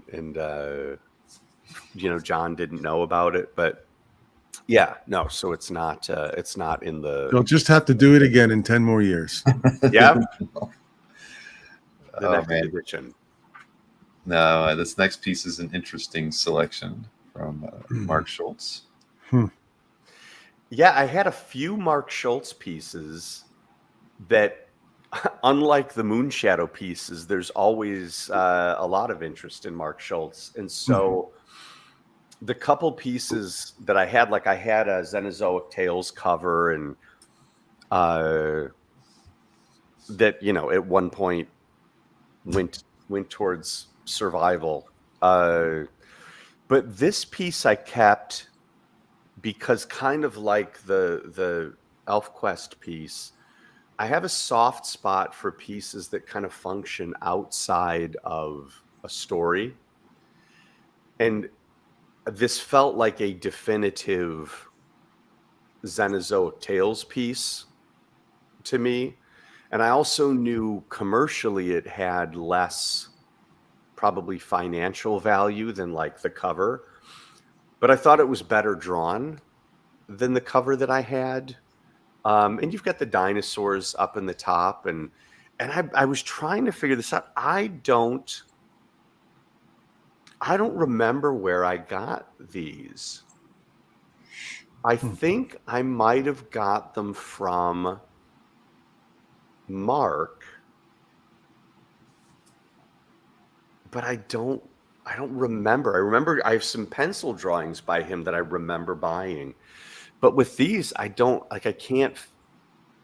recall the conversation and transaction. So mostly this, there's not really an exotic story to share on a personal level with this one, aside from the fact that I know we all love Mark, both as a human being and as an illustrator. And I just thought this was a really weird piece. And it just kind of shows my mindset with collecting, that if I was keeping one Mark Schultz piece, this is the piece then that I would be keeping. Because I felt like, everybody hangs all their comic art and it looks like they live in a monochromatic, like the opposite of what comic excitement is. And for me, I felt like I could put this in a wood frame and put this up in a library, and it would just look like it was an old map to someone. And then they get closer and it's like, well, this doesn't make sense. So aesthetically, I just was always really, really attracted to it. And I just feel like it's such a, an important landmark in the Xenozoic story. Yeah, I think it's cool. Ever since I cracked open the Lord of the Rings, in the late 70s, I've always loved looking at maps drawn for stories. There was just something Yeah. very appealing about that, and you know, and this is wonderful. Yeah, he's great. He's great. I love his book, and that's another one of those books. If people haven't read Xenozoic Tales, it's like, oh my God, you're missing out. It's so. Oh, hi, Andrew. Yeah, that's it. No real exciting story there. Well, it doesn't need one. Yeah. But this next piece now, this is pretty awesome. The 6th best X-Men artist of all time. Well, I have 6. He might have been number 7, but with this issue, I rank it in my top 10 X-Men books. Easy. Who inked this? Chick Stone? I think it was Chick Stone. Yeah. Wow. That panel blown up really holds up. It's prettier. It's so charming. It's crazy. It's so charming. God. Yeah, I was one of the people during the pandemic that just didn't have a lot to do. And I had always been thinking about buying some original comic art that was, I really had fully shifted into becoming a publisher. And I wasn't thinking then about buying art that I could put in a gallery context. I was just thinking, if I was buying just as a consumer, what would I buy? And I thought, man, I would love to have some Jack Kirby art. And so I bought a few pieces, and I feel like, man, I came in right at a point when I just, if I'd started 6 months later, I wouldn't have been able to get these things. And if I'd started a year earlier, I probably would have been able to get a lot more. Like I was looking at, there were a couple times when I was looking at like John Byrne X-Men and thinking, man, like, I don't think it's a good long-term investment, but as a lover of art, I could see buying those. And then, man, like it just obviously has gone crazy. Yeah. Thanks, Rob Liefeld. Yeah, I mean, but it's the thing. If money's no object, then you should buy what you love. I think that, I have some pretty strong opinions on the comic art market that could be completely wrong. And what I'm basing them on is that one of the things that I did with the gallery is I would advise museums. And the idea was, which piece should we buy, which thing, and so there's it's that thing about history doesn't repeat, but it rhymes. And what's happening now with comic art has happened multiple times over the last 130 years, 140 years. And I think that Jack Kirby is a really great example of someone that will survive that upheaval, the Xenozoic style upheaval of land masses that is inevitable. So for me, that was why I was like, this is people. Again, I don't want to talk too much shit, but like people always say, "Oh, that's museum worthy," all the time, and I think it's like, people say that, but I don't think they know what it means. I don't think. Well, I don't think that they're talking about Jesus's cup either, right? When they say something's a holy grail, but no, of course. But what I mean is, I think a Jack Kirby X-Men page is an example of something that I could make an incredibly strong argument for why a museum would be well served if they're documenting 20th century art to have that. Yeah, and I think Lucas Museum will be making that statement loudly and clearly to cultural institutions globally over the next 10 years. Yeah. Yeah. So anyway, so that was my attraction to this page. And then It's on beautiful. the other side of it, the next image is the other side of it, where they're obviously trying to figure out the name of the character that's going to appear. Yeah, I mean, this is like Monster of the Club for Tales of Suspense up to issue 39. You know, it's like just add R's and Z's, and you got your little monster. Yeah. I love that. Did they end up? I don't remember. Is that the name of the creature in this one, Bill? No, it's Kazar. On there. Oh, it is. Oh, okay. Yeah. All right, my lord. But yeah, so that's just kind of like a nice little fun that to me helps put it into, like, I like artifacts. Sorry guys, forgive me. Is issue 10 first appearance Kazar then? Yes. And it was a name that was taken from an earlier character, but the Kazar that we know, this was his first appearance. Okay. Interesting. And he could have been called Burr. He could have been. And that handwriting presumably it looks a little like Kirby's, but not outright. It's Kirby's though, yeah? All caps? I can't say for sure. I'm certain there are people watching this that would know far better than me. I think I'd posted it once in a comic group online, and people had said that was Kirby. West Coast Avengers. I do read comics. I just know which ones not to read, and that includes ones with Kazar in it.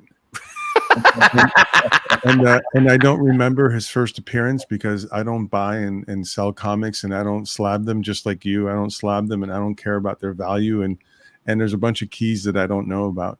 And I just wonder whether that's Kirby's handwriting, because there's certain I'll just say there's certain Facebook pages that would probably love to see the back of this page and find somewhere where Stan Lee is overly taking credit for something. And then maybe say, here's an example of Kirby even coming up with the name, and, Stan just maybe walked by in this case. Yeah. That's wonderful. I've never seen anything like that. That's amazing. Stan Lee drew the circle around the name. Oh, he picked it. You're right. Yeah. Editorial. You should have used like an oil pen, something else. Yeah. Good call, Bill. That's a good call. Yeah. Executive decision making. I love this page. I really do.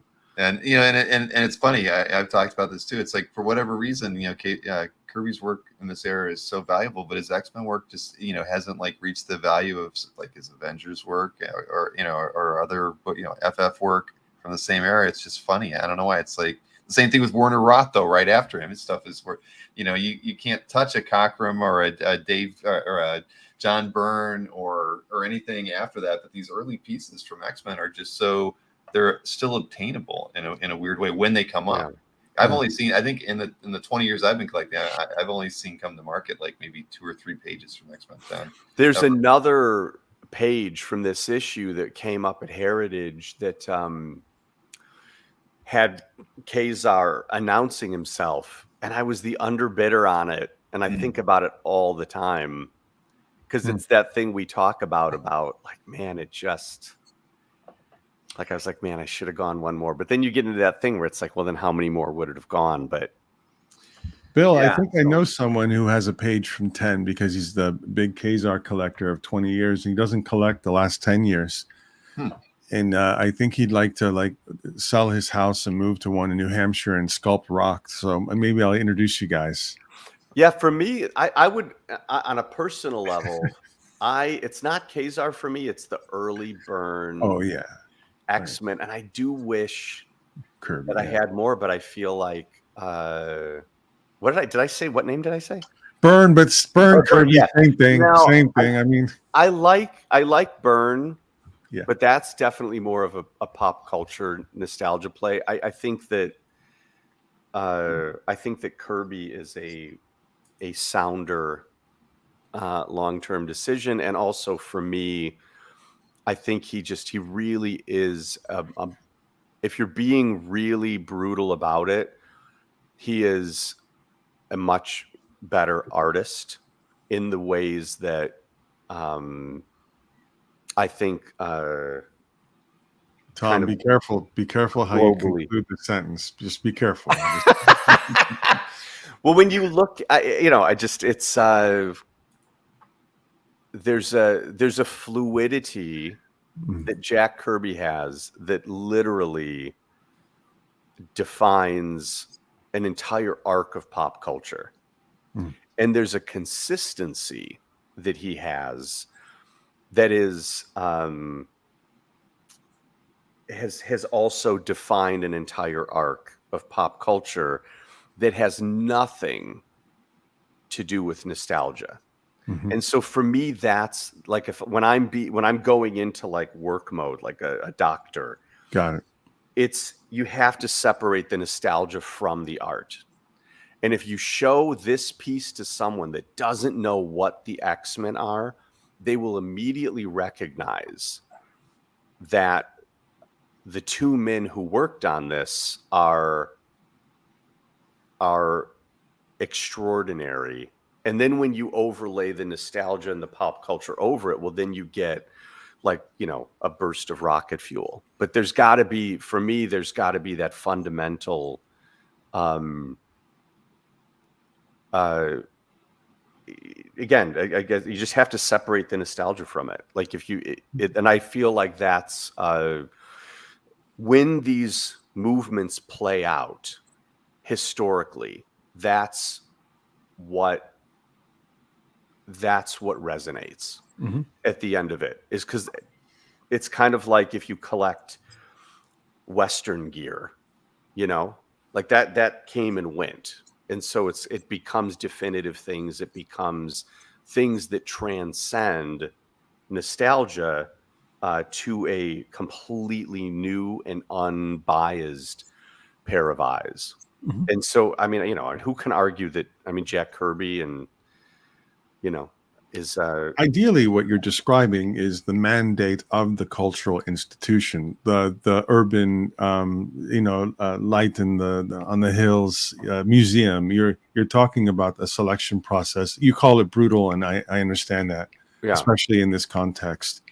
That's let's just call it our betters are supposed to, make those sort of assessments. And if you want to call them, defend them, what have you, you won't get no argument with me about what you just said about Kirby. Like I could defend John Byrne for a museum that part of their missive is pop culture, but I couldn't defend it the same way I could defend Kirby if the two were like in front of me and a museum was saying I have to buy one. I get why someone today would buy a John Byrne Wolverine page. Yeah, the Kirby image would go in the little spacecraft that goes to the neighboring galaxy to show the superior race. Yeah. And so that's the thing is I do have to qualify that I'm saying that from a different perspective, because sometimes people will want to argue it. And it's like, yeah, but like I did this for a living for decades. Like I just know. Well, I know what the decision-making process is. Let's let him argue it. We're just worried for your life a little bit right now. That's all. But so anyway, so that's the thing. I would love to have more Jack Kirby, but I think that my time. I think you did well with this one. I think so too. Yeah. No, I'm very, very happy with it. Now, this one piece stands out from the rest as being, that I've got to understand how it was in your in the 20 pieces we've picked today. A recreation. I put this one in because this is another thing that's kind of like, so when you talk about buying art, I think a lot of people get confused. I'll be an art snob again for a minute.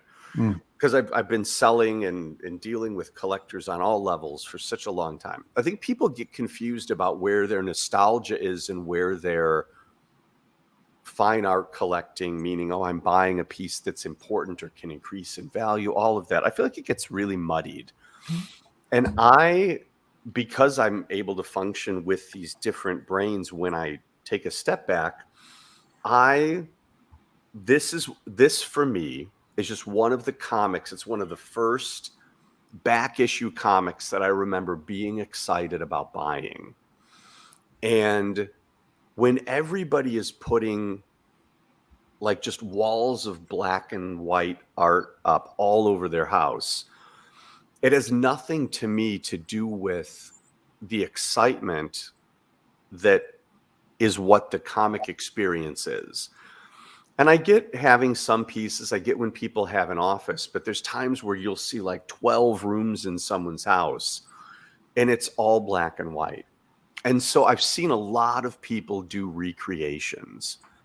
And this artist is Angelo La Rosa. He's got, I think, comic art recreations. And I just thought on a lark, I'm just going to pay this guy to do one of this.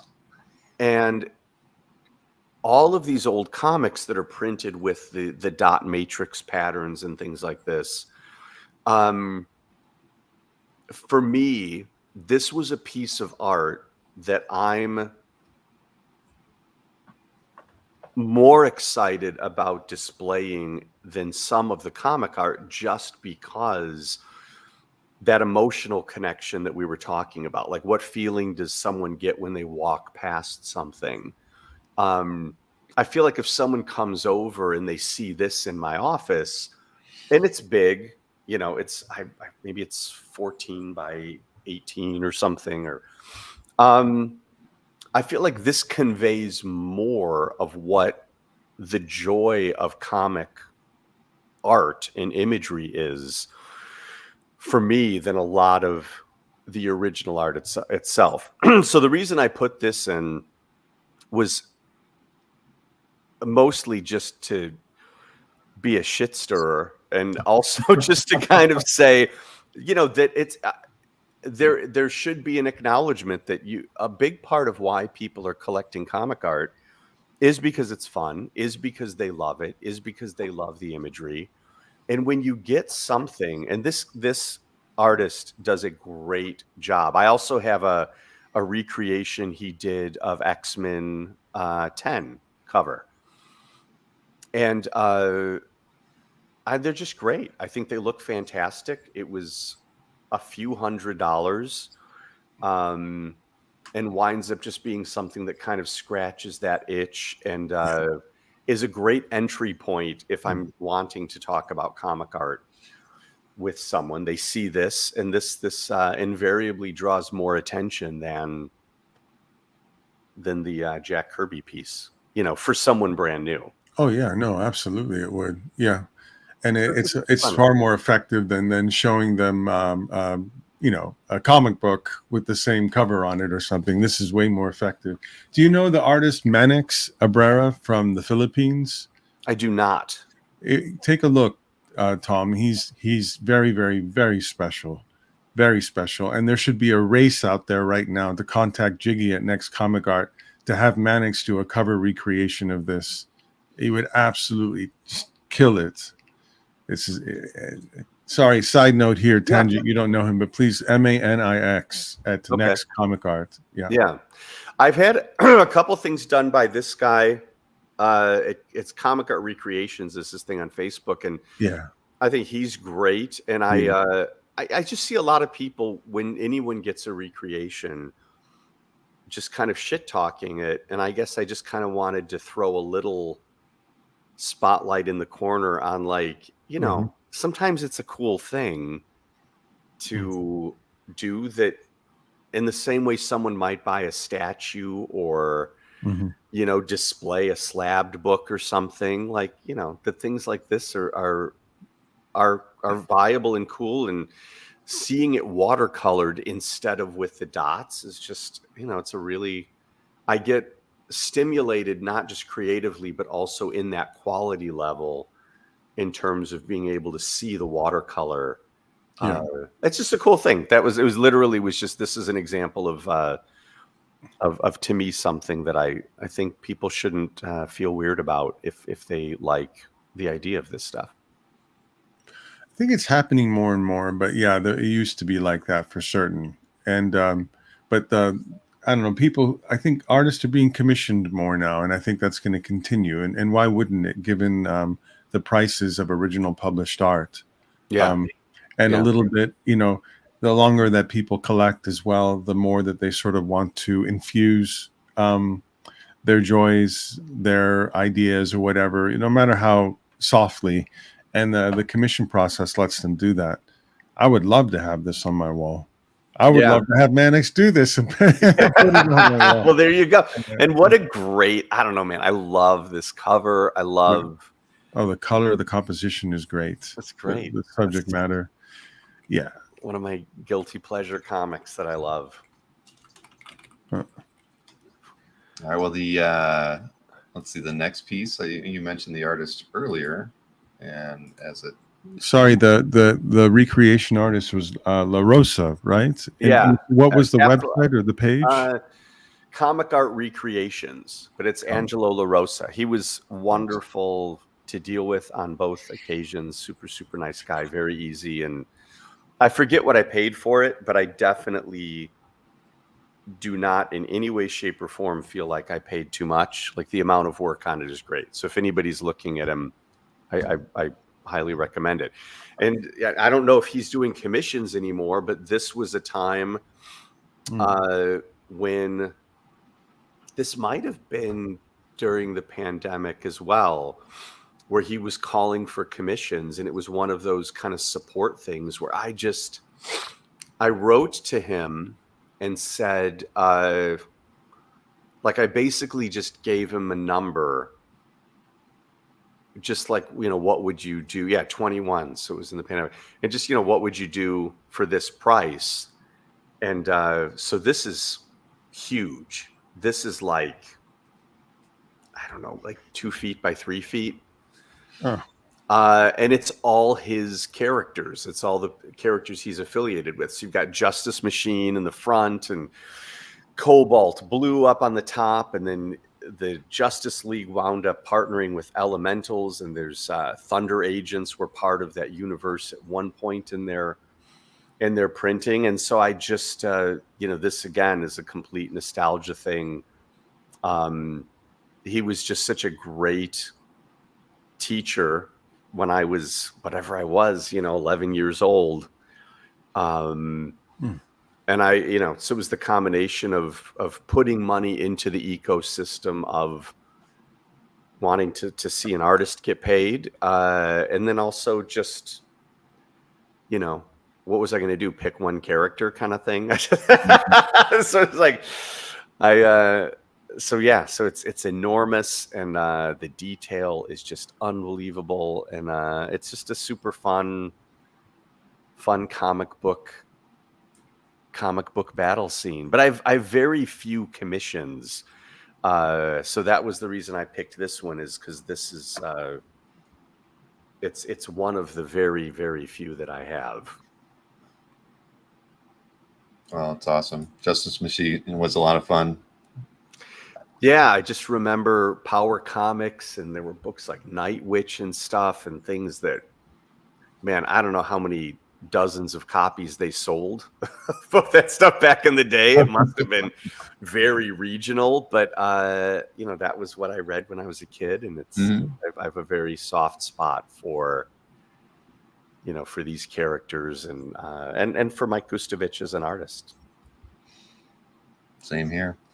Now, I think you mentioned this artist earlier, and I can't remember why. I think maybe they were the one that suggested Jeremy Bastian. He is the one that suggested Jeremy. This is so this is Doug Klauba, and Doug Klauba was a mutual friend. We both grew up on the South Side, but I didn't know him when we both lived a couple miles from each other. And years later, I was at my friend John's condo, and he had a painting of the Bride of Frankenstein up. And I was like, man, who painted that? And it was like some Basil Gogos kind of like meets Nagel stuff. It was really, really great. And I just remember thinking, man, I want to be friends with that guy. And then the next time I met him, he cooked, and he was a great cook. And I was like, all right, I'm in love, whatever this is going on. Just a super, I've known him now for, God, 30 years. And he's just still alive. Klauba's still alive. Yeah, he's still alive. He's not that old, but he's just one of the nicest. He's just one of my best friends and one of the literally most wonderful human beings I've ever met on the planet. And so the reason I picked this one, he's done a lot of covers for like the Phantom. He's become like the pulp guy. He does a lot of stuff with Edgar Rice Burroughs now. But the reason I picked this one is this is the point where I started working with artists on things that were for me, like meaning commissioning something that had a commercial presence, but like so this was for a concert that I did, and instead of just, rigging up a poster or finding a piece of art and co-opting it, the idea that, I'm going to actually hire an artist to make a poster for my band. And it's a thread that'll carry through the rest of these images. But this was the first time that I did it. The first time that I asked an artist to do a painting for something I was doing, because this was like 1999. So 25 years ago, whatever. And that's it. So there's no specific story to the image or anything. It was just, hey, would you do a band poster for me? And I'm going to be shorter with my answers just because I know there's a lot left. Yeah, there's a lot of great stuff left. But again, Tom, I can really relate to this because I did this creator-owned book called Monocyte, and I don't give a flying F about anything that I did for that project. I remember most, the covers that Ashwood, Sienkiewicz, Davis Tupakis, George, Phil Hale. I remember those. To me, they're like things that exist in the world that represent the project, that make it feel like something was left behind of some worth to me. I'm only talking about to me. Yeah, it's the first to 10th thing that I remember about the project, and I feel like that there's like an echo or something that was left behind because of that. Yeah, I feel the same way. I just had a funny memory because I remember, I was thinking, this is why I don't have a lot of commissions, because I'm more inclined to try to figure out how to hire someone. But I remember not paying Doug for this. And I remember him coming over to my house and seeing it framed and him saying, I'm not getting that back, am I? Interesting. Luckily, he's like my brother and we're so close, but it was one of those things where I was like, I'm keeping that. But I love Doug, and he's a great painter. And I was trying to figure, I do have a few of his things, and I was like, which one should I put up? And then one of the reasons I asked whether he was alive, other than genuinely not knowing, if you're in Chicago, it's kind of a name that comes up from time to time. Yeah. Right. I would love to meet him. Selfishly, I think that he should be filmed or interviewed if he's willing to, or just have something. I don't know if he's the type. I've never met him before, but something that we can talk about. Please don't say no right away. Okay. To me or to him? What do you mean? No, I wasn't sure whether you were like, he probably wouldn't like that idea or something. But he would totally do. He's really one of. Yeah. He's like Bill Sienkiewicz level nice. He's like, it seems like he's lived a lot of different and robust lives as well. Yeah. It definitely came up in commercial art, but his love was always pulp. And one of the things that just kind of is nerds that he and I vibe on that I really love is like when he's doing all these Edgar Rice Burroughs cover things now. I'm like, man, there are kids looking at your covers, that don't know like anything about you. It's just kind of a lineage thing. Like he's there was a big pulp show that he was a guest of honor at, and it's just kind of Windy City, the Windy City Pulp Show. Did you go to that one? Or no? he's always set up there, but this one was in like Philadelphia or something where they did a retrospective. But yeah, he's just no, he's wonderful. I'm sure that he would talk to you. He's super, super nice and Awesome. and Thank you. very talented. But yeah, keep going. Let's go. Let's do it. This is this was an artwork that I commissioned for an exhibition that we did at the gallery of art from the Grand Guignol Theater. And I had a bunch of contemporary artists like Dave McKean and, you know, a lot of artists people might not know, do work for it. So it was kind of contemporary and then a lot of really weird, super spooky turn of the century art. And they publish their work as silk screens. So this work gets separated out and then done as silk screens. But it's Malleus Rock Art Lab is what they call themselves. They're 3 artists that don't reveal who does what on which artwork. But again, really, really wonderful people that I could tell stories about that are all super cool. And anytime I've been able to help them get work on anything, I've been really happy to do it. And I just thought, you know,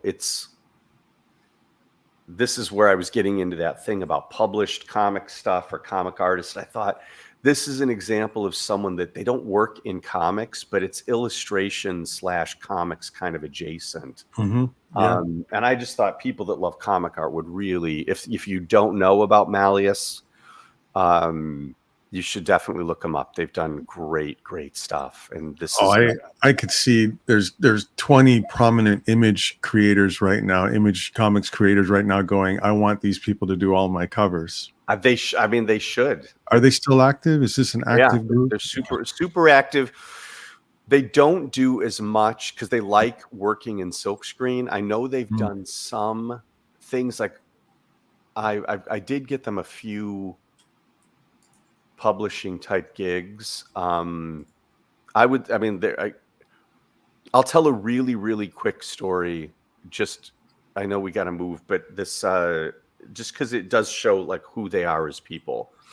We did Comic-Con one year and we were doing a build out thing at the gallery, and there were people that had bought expensive things at Comic-Con that hadn't paid.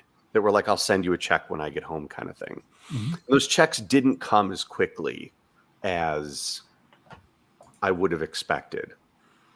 And I had a few artists whose work I'd been showing that I wasn't looking at the money as line items. I was looking at it kind of as like a till. And it was like, okay, look, I've got to get home. I'm paying this guy to do this job. I'm going to pay this. This money will come in. These are people that had bought a ton of things. They were good for it. But all of a sudden, the cash flow really choked off. And I had to call 3 people and apologize profusely and say, look, I made a huge mistake in terms of cash flow. You are getting paid. It could be tomorrow, but it could be 2 weeks from now. And I just wanted, first of all, to apologize. Second of all, to let you know I'm not dodging you. This is what happened. And the 2 people that I had done a ton of favors for over the years were fucking horrible to me. Like, it ended the relationships. Like, it was really bad. And I had never, ever, ever done anything with Malleus before this. I just consigned a bunch of their silkscreens. And then they said to me, oh my God, we're sorry to hear that you're having a cash flow problem. Do you want us to send you more art? And I was like, no, you don't understand. I'm not able to pay you. And they're like, yeah, no, we understand. But if you get some more things that you could sell right now, would that help you through this window? And I was like, motherfucker. The life lesson in that for me was like, man, it doesn't matter what you do for people. People are just wired the way they're wired. And so from that point forward, like I'll be loyal to these guys in a way I just couldn't ever possibly articulate. I'll hire them for everything I can. I'll always put them up for things if people are asking me for stuff. They're just such generous people and so incredibly talented that gesture just meant so much to me. And it's just something as I get older, I'm less able, like people say you have to separate the art from the artist. And as a consumer, I absolutely get it. But man, I've just dealt with so many people that have not been great in various ways over the years, that the more time goes on, the more it's like there are so many people that are incredibly talented and also remarkable human beings that I just feel like you got to ring that bell as loud as you can. And Malleus is one of those things. So yeah, anybody that's thinking, I would love for these guys to do a cover, I can't recommend them highly enough. I've worked with them a dozen times at this point, and it's always a joy. And as a side note, they're also the band Ufomamet. Ufomamet, which is like a big, dark, like sun. Yeah, which is great too. But so anyway, that's enough on that. But yeah, and they're on Instagram, folks. They're easy enough to look up. Yeah, they're Italian. Two guys and a girl. We go from this to a cherub. I'll be quick on this one too. This is more turn of the century. This is Koloman Moser, one of the founders of the Vienna Secession, alongside Gustav Klimt. His wife was wealthy and basically funded the Vienna Werkstatt.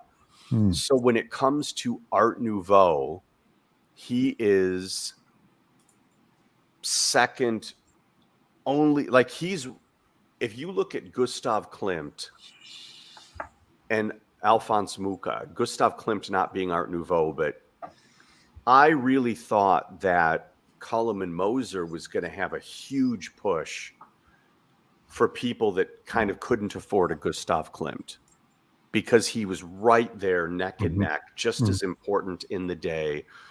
And it hasn't particularly happened. I mean, his stuff is still super expensive, but the reason I put this one was just another example of widening your collecting into he was working at this time for a magazine called Jugend, which is where Jugendstil came from, the German name for Art Nouveau. So he started out as an illustrator and was a lot of what we think of as contemporary comic art comes from Jugend magazine.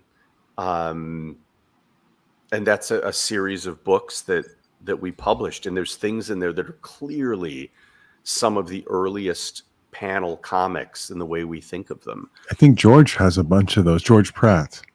Yeah. Probably. He's super cool and very supportive and wonderful. But so Koloman Moser in a weird kind of alternate reality way is the step earlier on that thread of comic artists, but he nestles in there right with Alphonse Mucha and Gustav Klimt.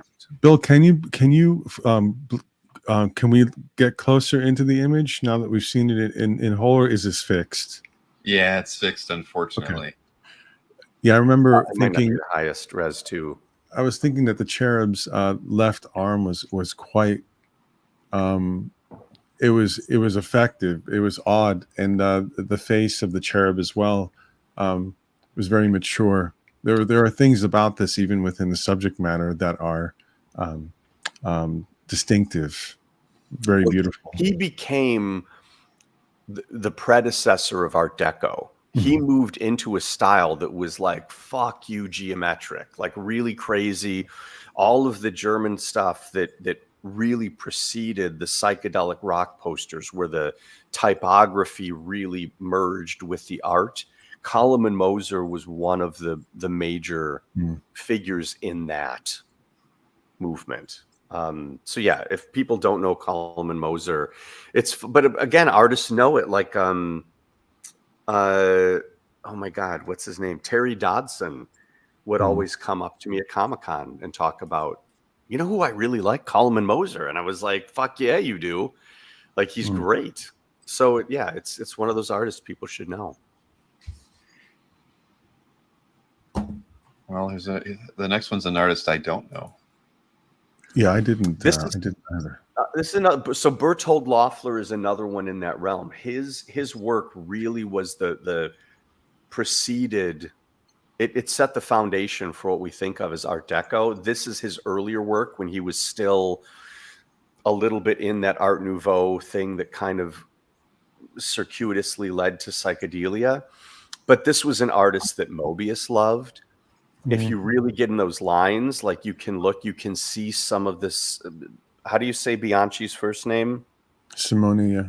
Yeah. So one of those, I was looking those at those are Bianchi shapes. Yeah, exactly. And so Berthold Löffler is one of those names that if you're sitting at a dinner table with Dave McKean and Mike Mignola and Bill Sienkiewicz, and you just casually drop Berthold Löffler, no one's going to skip a beat because everyone knows this artist. And the reason I put these couple of things in was more just to show people some things that stretch back a little further, that if you're not buying, this is the nostalgia versus art thing. If you're buying the artwork because it has Wolverine in it, then this is not going to appeal to you. If you're buying the artwork because you like Bianchi's style, for example, or you like Mobius style, then this is going to be a path that's going to be inviting to you. And it's so much less expensive than what a lot of comic art sells for.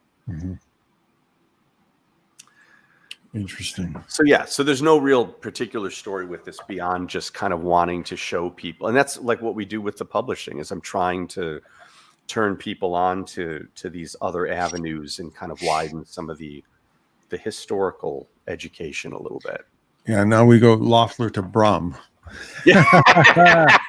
Well done. Look at this. So this is another example of, so this is a costume design for the first short film that I did. When we stopped doing Comic-Con, it was kind of a moment of silence, like, well, what are we going to do this summer? And I thought, well, let's make a movie. It's long overdue. It's something I'd always wanted to do, and inspired by Jodorowsky's Dune, I thought, man, what if we get, and I just kind of started making my list of like who, if you got Giger to, for Alien or something, I was like, who is the guy now that if you were trying to get like the best fantasy artist to create the spacesuit for an alien? Well, listen, you go to the guy who you might suspect has been abducted by aliens before. He's a great sense of humor. He has technique. He has some sort of, like, even when I look at this, there's something fun about it. Fun. Yeah. No, I love his art, and he's always been so nice to me. And so I literally, he did a ton of sketches, and it was all really great. And then this then wound up getting used as we did 2 posters for the movie. One Dave McKean did, and then one Brom did. Yeah.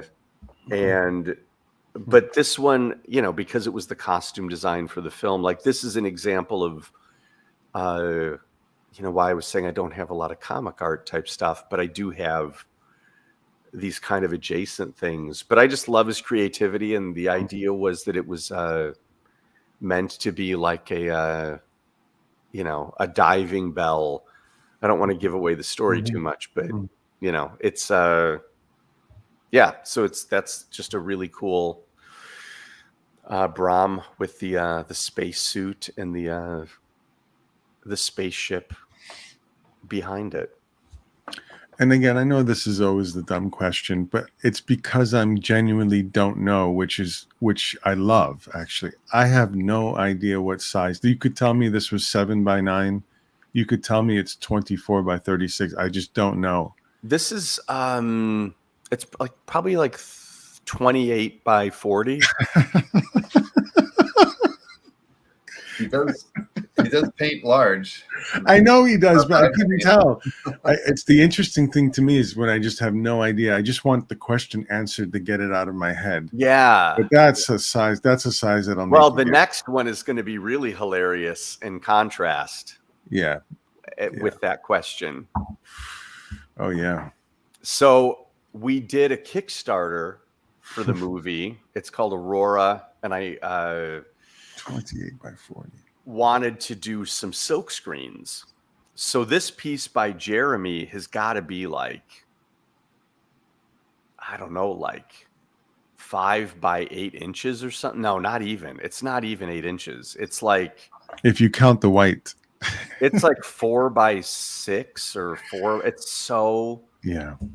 He does that all with a single hairbrush. And I showed, 2 of the voices for the radio show thing I was doing, which never got finished. That's a whole other story. But Dave McKean and Grant Morrison read the roles for the Swordfish Brothers, which was hilarious and cool.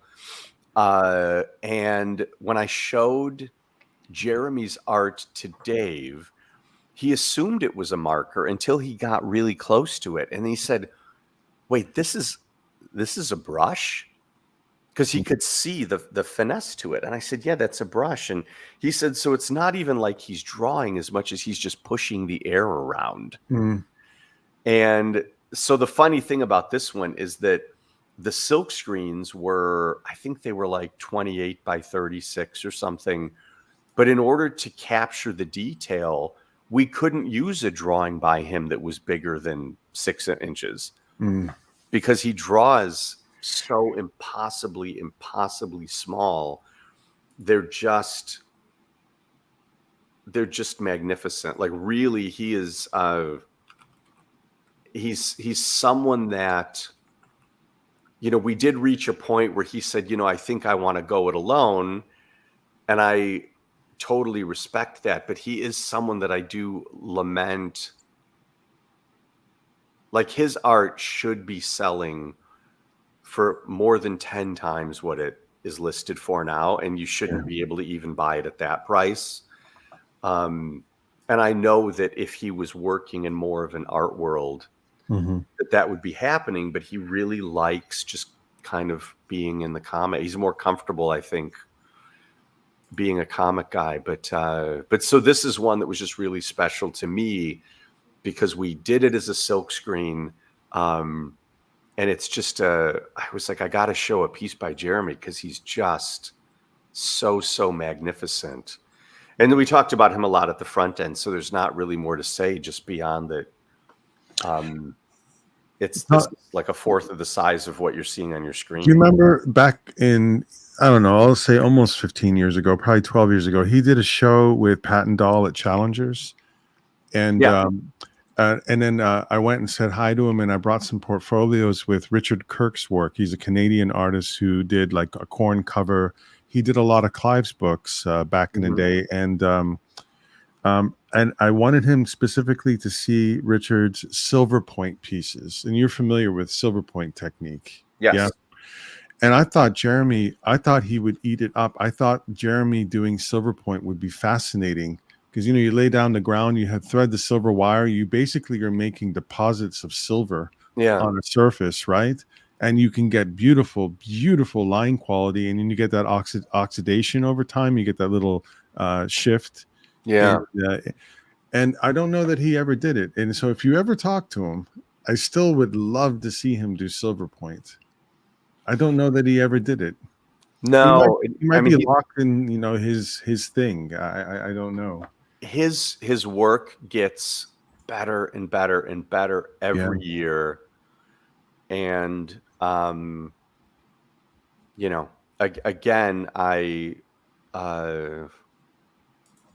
so the thing that happened really is that he was seeing how much the work was selling for versus what I was paying. And the thing that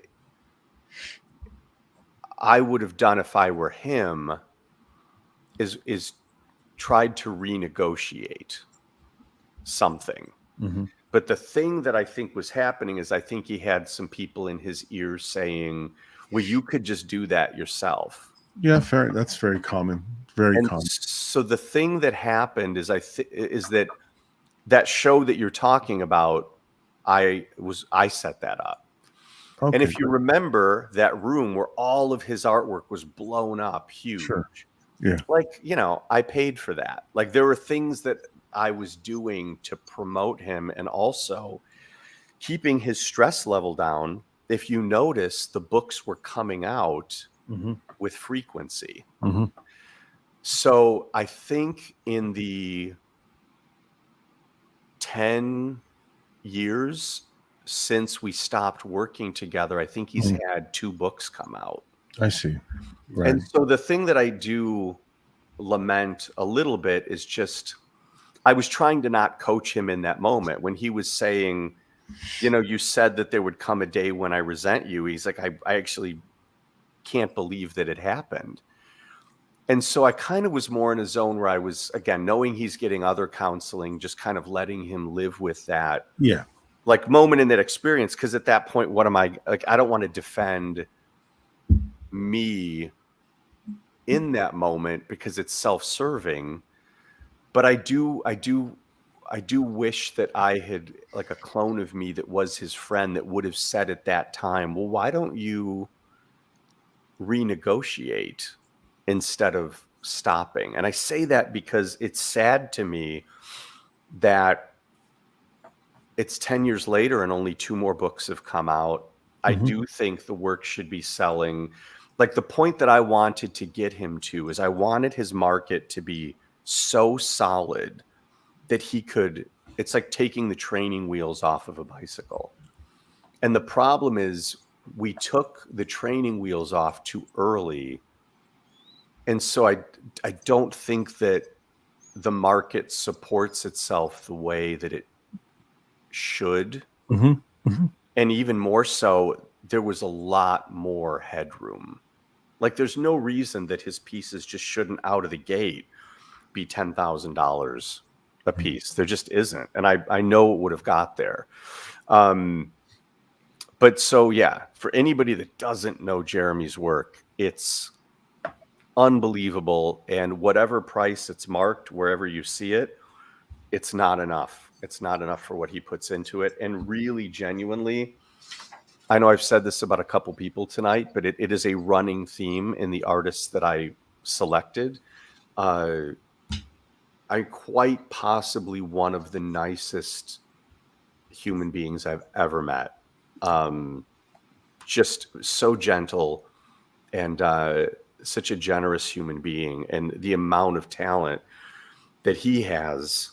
I'm just kind of on the pounding of the drum of like, man, stop enabling assholes. We got to just, if somebody's a great person and they're great to deal with, I feel like we all have to just be vocal about it. Well, can we talk about the biggest asshole there is with the next piece? I meant Caligula, not Bill. I meant Caligula. So Bill is one of those people, man. It took me a long time because I was like, there's something wrong with this guy, because there's something wrong with everybody, right? It's like, there's got to be, he can't be this nice. It can't be possible. And man, just one of the entire process of me working on this. So I wound up getting 100 hours of footage, recutting Caligula completely from the ground up. And then we premiered, we got invited to the Cannes Film Festival. Malcolm and Helen, after disowning the original for 50 years, have been really public about loving it. Malcolm came out with me to tour with the movie at the festivals. And So that's really exciting, but it was really stressful dealing with a lot of the business side of it. And Bill was an unbelievable support structure for me during that time. So just one of the, I mean, man, I feel like a broken record at this point. He's just such a great guy. He's just such a really cool human being. I've tried to make Bill slip and show his real face so many times, you wouldn't believe it. Yeah, I have tried. Just great. I just love I know him. that I know that there's just an absolute parallel evil life going on with him. There I has think to he's be. an anomaly. I think every universe he's just going to be that cool. And so he came out and saw the movie at a small premiere we did in Beverly Hills for like, some creatives and stuff, and he really, really loved it. And he was probably very familiar with the original cut, of course. Yeah. The Guccione cut. Yeah. I mean, it was a classic. So Dave McKean did the opening credits for this. Yeah. And when I called Dave to ask him about that, he was like, the porno movie? And I was like, Dave, it's going to be cool. And he was like, all right, I'm in. And he did a remarkable, remarkable job. But so Bill, at the end of the screening, said, so how come you didn't call me for the opening credits? Nice. And I was laughing. And then it kind of put the bug in my head. And then when I was talking to, some of the people whose taste I respected, and it was just kind of getting bounced around, the people who built Mondo, the silkscreen company, are now have a thing called Coda, and the other guys have a thing called Mutant. Yeah, so they were at San Diego this year too. Yeah, Mondo got sold, and it's a shit show from what I understand. But so this was done as a silkscreen with Coda, and this then is also in theaters as the official movie release poster with all the text on it and everything. I've got the Coda poster in a tube right here on my desk. I have a poster that came for you 2 days ago. I got one of the one sheets for you. Oh, thank you so much. Yeah. But yeah, man, like it's just the way Bill would phrase it. He's like, yeah, I understood the assignment. They wanted something that towed that line. He was looking at Bob Peak and what are the things that make a quintessential poster? He essentialized it just to the like 4 colors, and he wanted to remind people that Helen Mirren was in the movie. That as another, that was a big thing. That was the only art direction that I get. Wow, that was the only art direction I gave him. Yeah.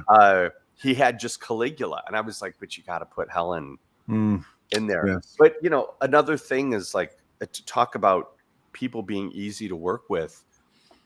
My production direction for Dave was like 2 sentences. My production management with Bill was 1 sentence. Oh, you got to put Helen in there somewhere. Like, I mean, when you're working with guys like that, like, why would you tell them what to do? Like, you just, what they do is so much cooler. But yeah, so that's my, I've got a couple pieces that Bill did when he does those things, like when people pass away. Right, the portraits, yeah. He doesn't like to sell those. He said it feels ghoulish, but there were a couple that he did of people that were friends of mine that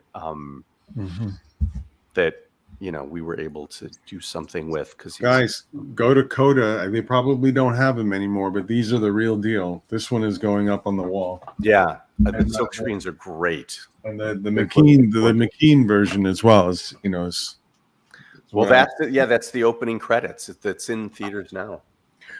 Yeah, Caligula Ultimate Cut, and it is in theaters. It's in theaters right now, and it's going to be going out again in a 35 millimeter run, and it's streaming on some platforms. Like they're not. I didn't know that. Yeah, it's a. Let's move on before I. My girlfriend's going out of town tomorrow, so I might watch it tomorrow night. It is.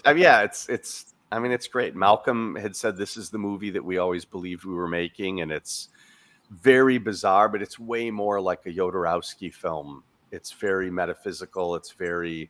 I did a commentary track with Grant Morrison for the DVD. Like it's completely different. Not one frame of the film has ever been seen before. There was a theater in Chicago on Clark Street, and it had to be somewhere like maybe near Armitage or Fullerton. It was an old theater. There was like a rumor that there'd been a fire there and it was haunted, and they had midnight cult movie shows there in the early 90s. And in 93, I went with my girlfriend at midnight and watched Caligula at that theater in Chicago. Are you thinking of the Music Box? Is that? No, Okay. that's Southport. Playing at the Music Box September 29th. Yeah. But anyway, yeah, September 29th. That's actually a reason to come to Chicago. Music Box is one of my favorite theaters anywhere. It's a beautiful room. Huh. So, I mean, everyone we're done. Everyone knew about, Guccione, and they knew about, was it Gore Vidal's original script? And they heard what it'd been co-opted, and McDowell hated it. And so for me, only 31 years I've been waiting for this. Notoriously one of the worst movies in history, but Malcolm's always said, I know we made a good movie. Yeah. And like I said, we took it from that to being invited to premiere at Cannes, and congratulations. That's absolutely wonderful. It was really cool. But more importantly, thank you for the work, because a lot of, this is a treat, a cinematic treat for cinephiles. So this was not supposed to ever happen.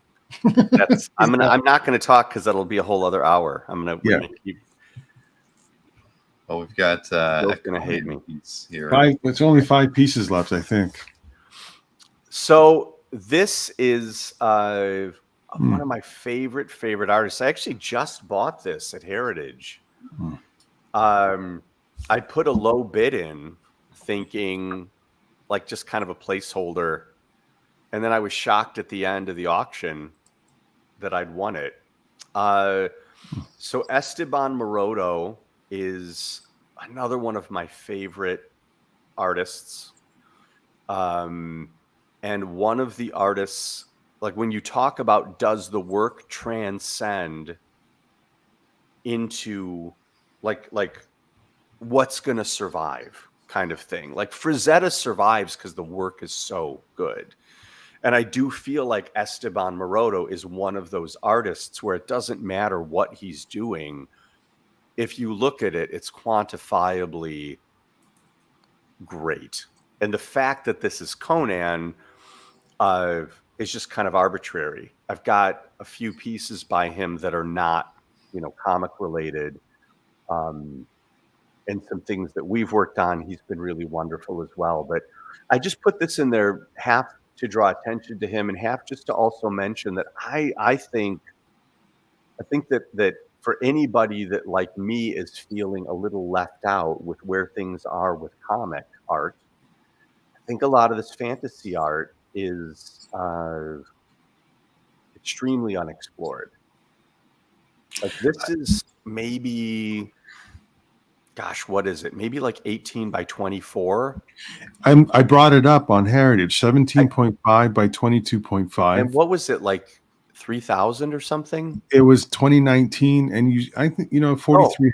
No, I just bought it. Like okay, so it was originally sold in 2019, and that's the listing that I have up. I know I bought it from Heritage. It's been at Heritage like 3 times. And when I look at this, I don't know if it's fair or not, or what, but I actually think this is something that Neil Adams would have absolutely admired, and it looked a little bit like some of the mid 70s coloring.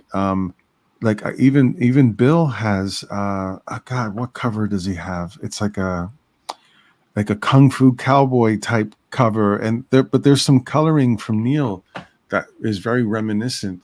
This is 77. Yes, I love that era. I love the palette. These Spanish artists are unbelievably great, and I just wanted to ring the bell of great human being, great artist, and not just Esteban Maroto, but anybody in that Spanish camp of 70s stuff. man, I would really encourage, that's more where I'm going to be buying if I'm buying anything personally. Which it leads to the next one in an interesting way. Let's see. Here you go. So that's the detail shot. There's another one that's the full one. This is Felix Mas, who really interestingly is Esteban's brother-in-law. And he was another artist that was in that Vampirella universe back in the 70s. And not only did fantastic comic art, but he made a hard pivot into the fine art world. And do you have the shot of the full piece? The funny thing is I don't, because you uploaded the same image. And with the detail. Oh, okay. And I thought this was somehow was the full image, so I apologize. Oh, okay. I apologize. I messed that up. Well, it's I mean, do you want me to pull it up here, or should we just talk about this one? I mean, if you have it on file, or yeah, let me. You can share your screen. Where is it? Oh, I see right now that I did, like a dummy, send you the same one twice. Okay, yeah. So let me share the screen. I said that I know how to use it. Here we go. Share screen. Is this oil on panel? Yeah. I love that surface. I'm not set up. I don't think it'll let me share. Oh, no, there we go. There we go. Sorry. Okay, here it is. I don't know if you guys can see that now. Yes. So that's the full painting. But so much like Kent Williams making a pivot into fine art, so Felix was one of the artists that was working in comics, made a pivot into fine art. And I mean, what can you say? I mean, he's one of my favorite artists. If you love the 70s aesthetic, but you also want to see someone taking it way further with the fine art.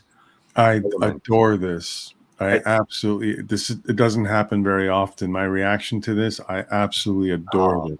I'm happy to hear that. That was my thinking. I was like, you know what? When I show this, I feel like somebody is going to see this and have that gut reaction of had never heard of this artist before, but now I need to know. Even when I shed the circa 85 to 88 Sienkiewicz painting sort of ideation in my head, and I just look at it for itself, I love it. I love it even more. Yeah. So I'm happy that he's had success in that world. He is also a wonderful, wonderful man. This piece I have not yet unpacked, but this was the centerpiece in my studio, which is the room where I spend the most time. And it was so inspiring. And, for people that like narrative art, the fact that it's Ophelia and Hamlet, if you like symbolism and you like beautiful art, this was just one for me that, we're coming into this as comic art collectors. For me, this piece is one of the best representations of when you take that excitement about what you love about this kind of art, but then you take it off into that alternate reality kind of endpoint of what something could be. Like, she's so beautiful. She's so femme fatale. The neck collar is gold painted. It's just, he stopped thinking about panels and started thinking about composition. And I feel like this is the kind of thing that, Sienkiewicz at their best or any of that. Like, I really feel super strongly about him as an artist. My only lament is that I don't have more work by him. But Felix Mas is, and again, the Spanish Vampirella era 70s guy that just pivoted hard and masterfully into fine art.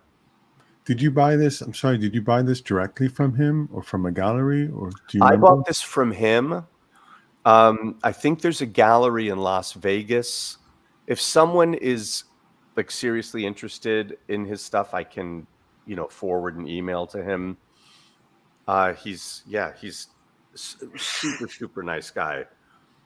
Really nice. And just a funny thing that he and Esteban are brothers-in-law. Like, what a weird small world kind of thing. And Ophelia is always depicted so tragically, and she's sort of like emo queen, and I don't. Here she's like almost. It's literally a state of ecstasy. There's a thing about, and we saw that I had that cat cover. I love like Satana, the character. Like, there's a thing about a lot of that 70s stuff. And if Felix watches this, this is not a derogatory statement. There's something about his art that has one foot in that 1970s kind of adultish comic, that Vampirella-ish thing, the way that we would look at a Satana or a cat, and it's like, oh, it's kind of sexy. So the way he uses some of the Klimt elements, the geometric elements, it's almost like there's one element is in like legitimately masterful painting, but there's one foot that's in like fashion illustration meets that comic art. That's why I brought up Sienkiewicz. There's actually some odd overlaps between. I know Bill's name has come up a lot, but yes, very much. And so that's a thing. Like, there are some.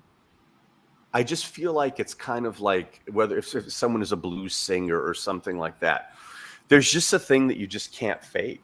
Like, in a perfect world, man, like this guy would have been doing painted graphic novels. In my nerd culture, this guy would have done a Satana book or a bunch of those covers or something in my perfect world. But the part of me that then can look at the art from the fine art sense, I can find no fault in what he does, but his slight distortions and deviations are so specific to what I love about the Spanish artists in the 70s that I love that he never lost that. And it makes something that's really unique. If you love Felix Mas paintings, there isn't anyone else that does that. And he's unquestionably, like I said, this piece was the centerpiece in my office, because looking at his work every day was incredibly inspiring to me. And yeah, my only lament is just that I don't have more. He's great.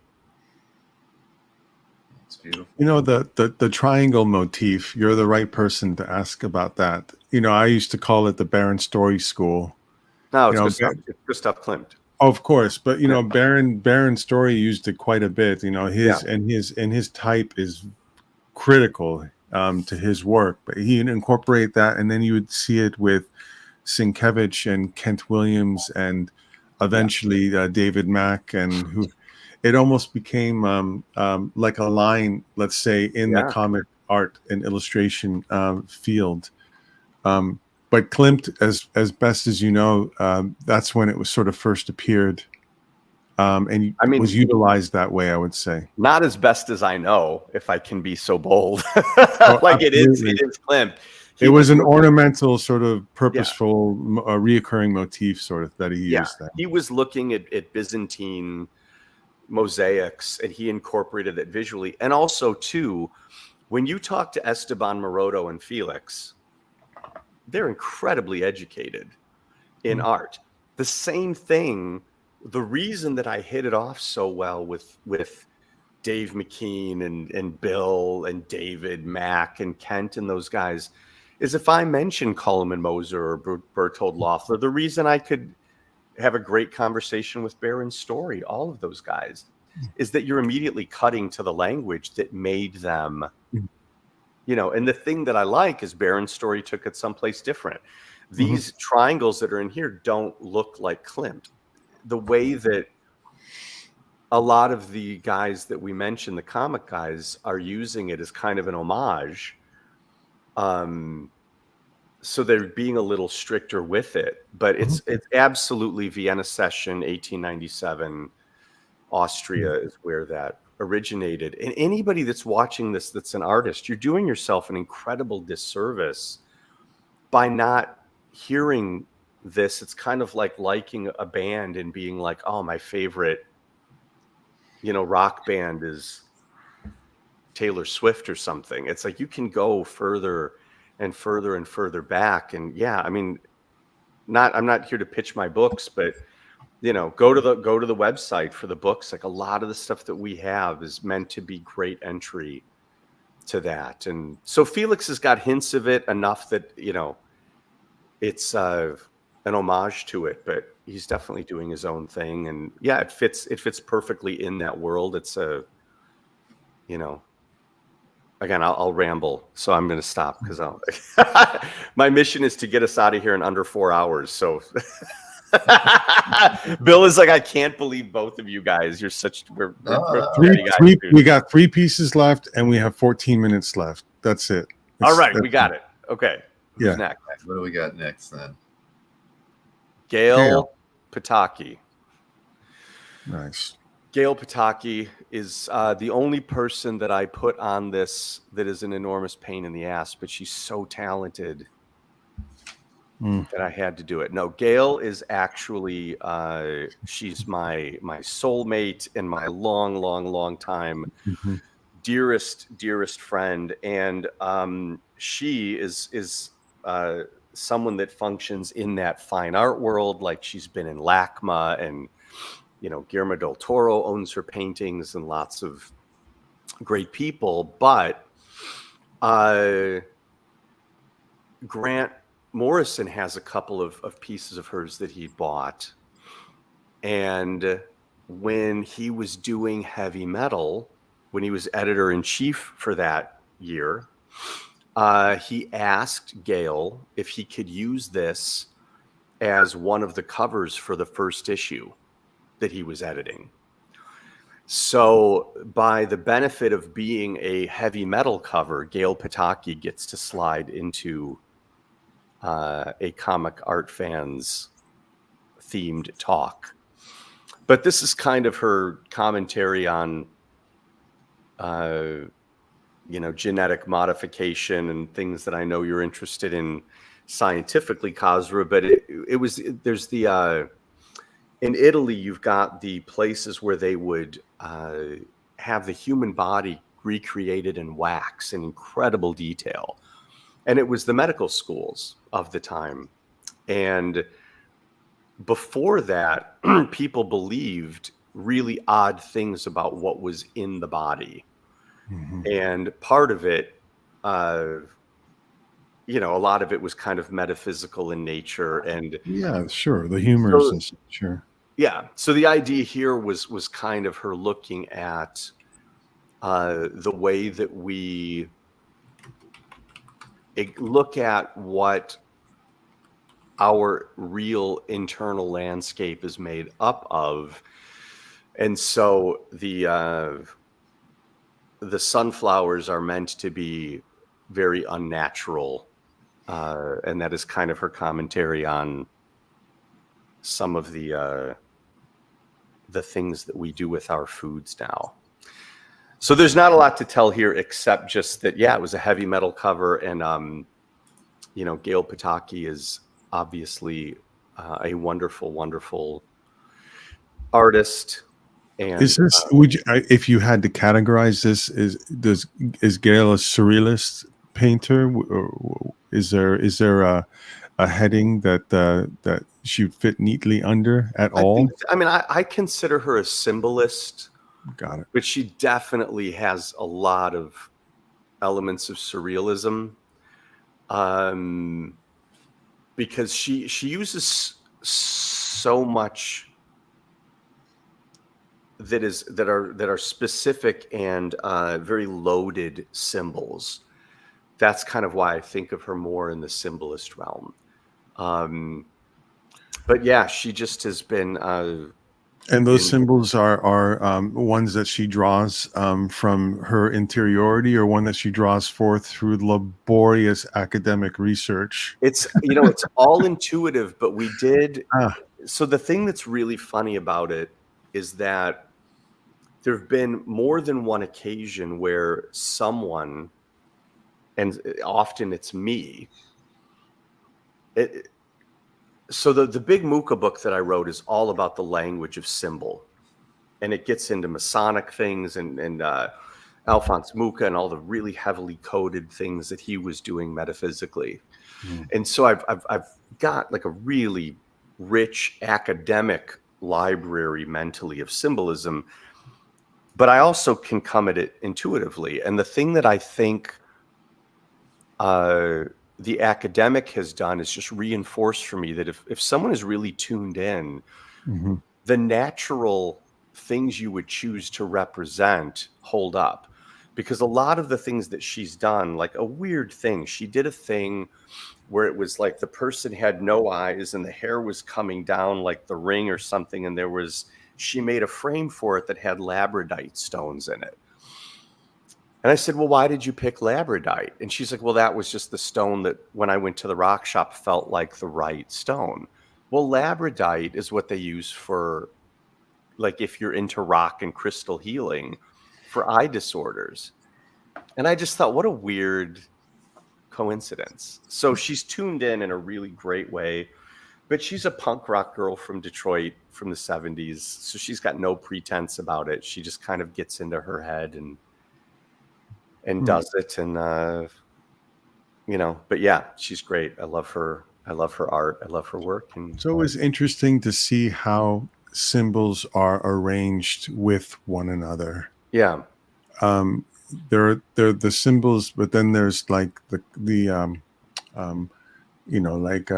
multi-syllabic words, and then there's strings of words, and there's melodies and counter melodies, and then how they're placed with one another and what's stressed. That's always been fascinating to me. And then of course the individual language comes out, and you could see how the interplay is where the intuitive component allows things to actually form and function and soar and arrange. Yeah. I would see that as being a very, very powerful way of taking symbols and having them actually form into something. And I really... a good point to let go your mind for a moment is that point. But I feel like it's the same over hundreds of years. Because when you look at it from the 1600s, when symbology was like a big thing, and then you look at it in the 19th century and you look at modern people, if you get someone that's really tuned in and they tell you what they think they're doing, there's a remarkable overlap. Remarkable. And it does make me think that it's not like, a password that's like random numbers. Like there is kind of a thing where whether it's colors or animals or shapes or things like that really do. And I'm not talking decades, I'm talking centuries. It has to. That seems like literally a condition of the human psyche that be true. Yeah. But a mentor of mine is semiotician, an expert in iconography.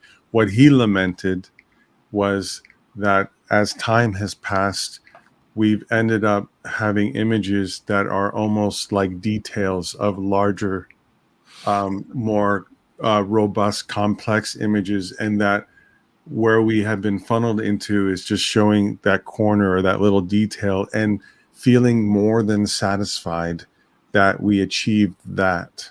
That's what he lamented. This will be I need to meet this person. This is a 3-hour conversation.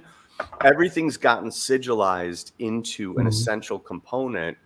One of the things about spending 3 years writing that book on Mucha's Le Pater and symbolism is it shows how if you take time to create a landscape and really encode a message, and it doesn't matter if it's a great film or a great piece of art or a great piece of literature, that we've become a fast food culture in so many ways.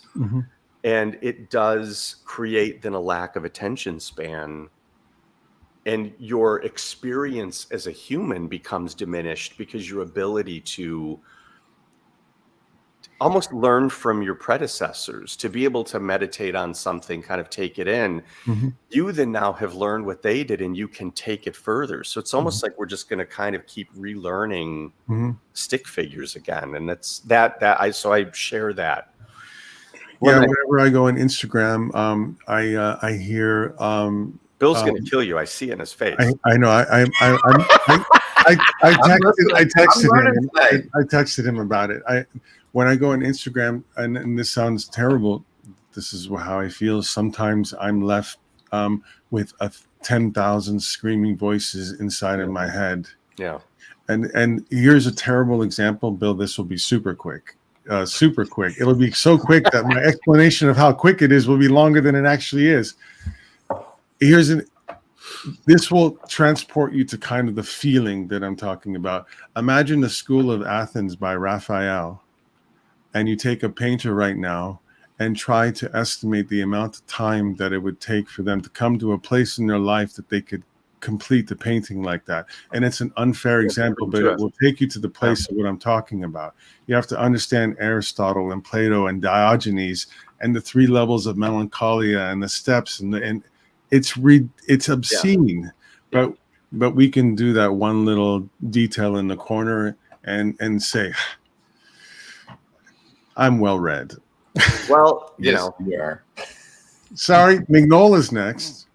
It does also get into like kind of part of my lament with some of the comic art, to be really honest, is that people's bars get so low.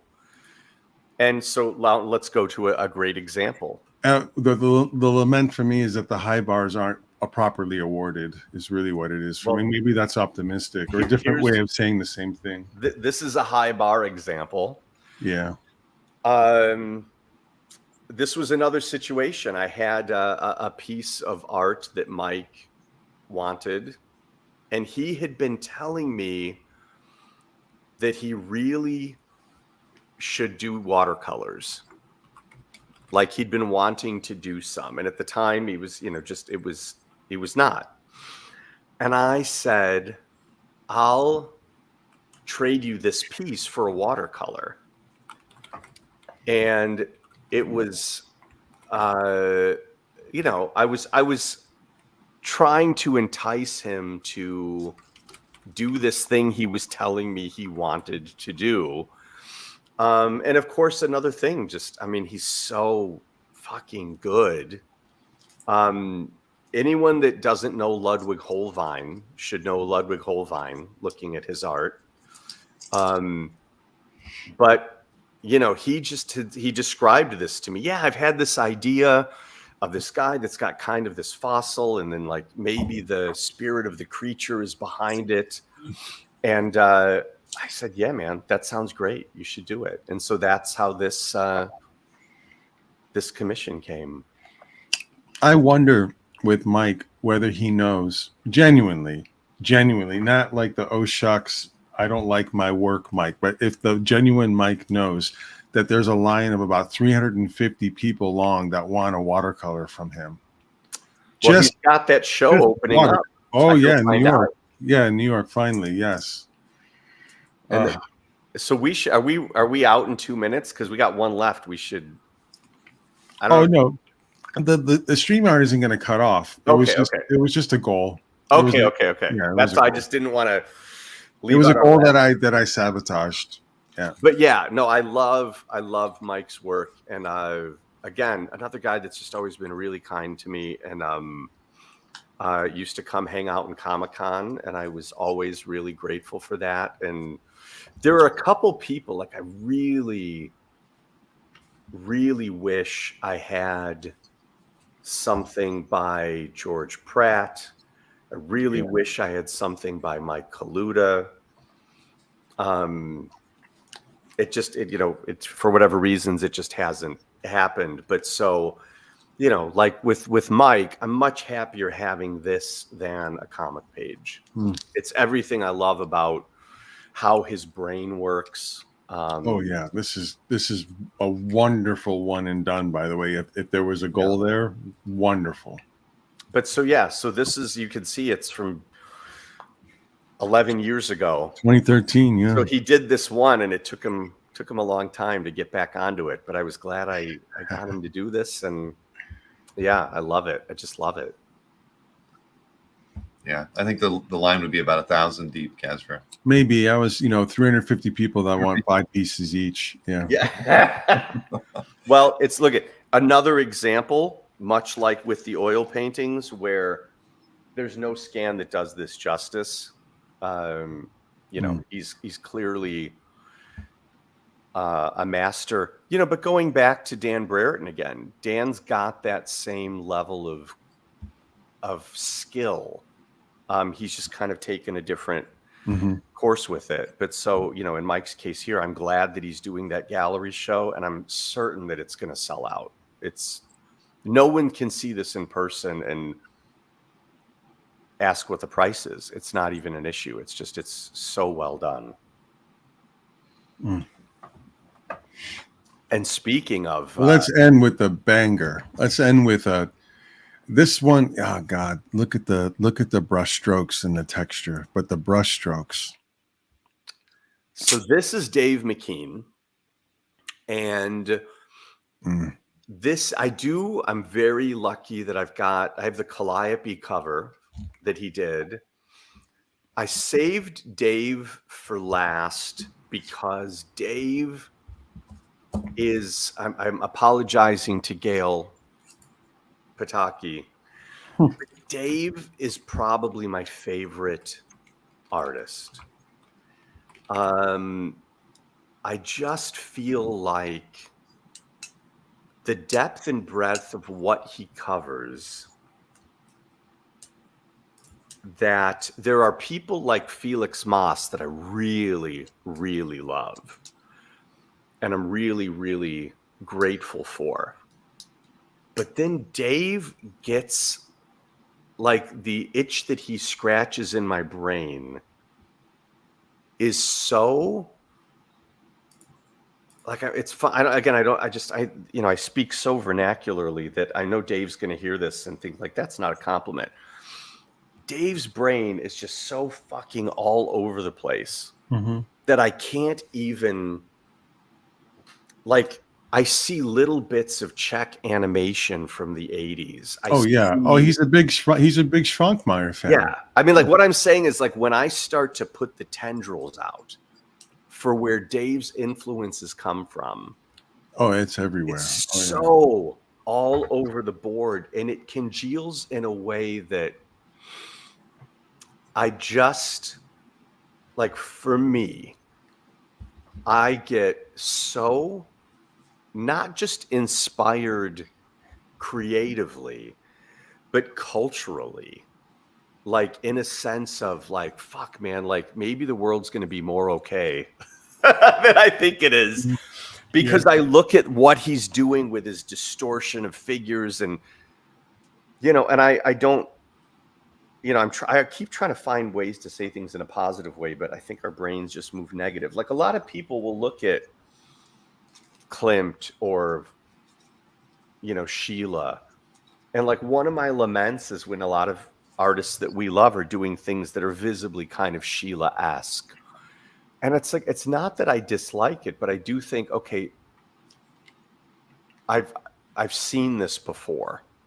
And just because you're using something that's 100 years earlier doesn't mean you still might not be breaking new ground. So I really like, with people like Kent Williams, for example, when you start to see that amalgamation where it's like, okay, now you've lost sight of the shore.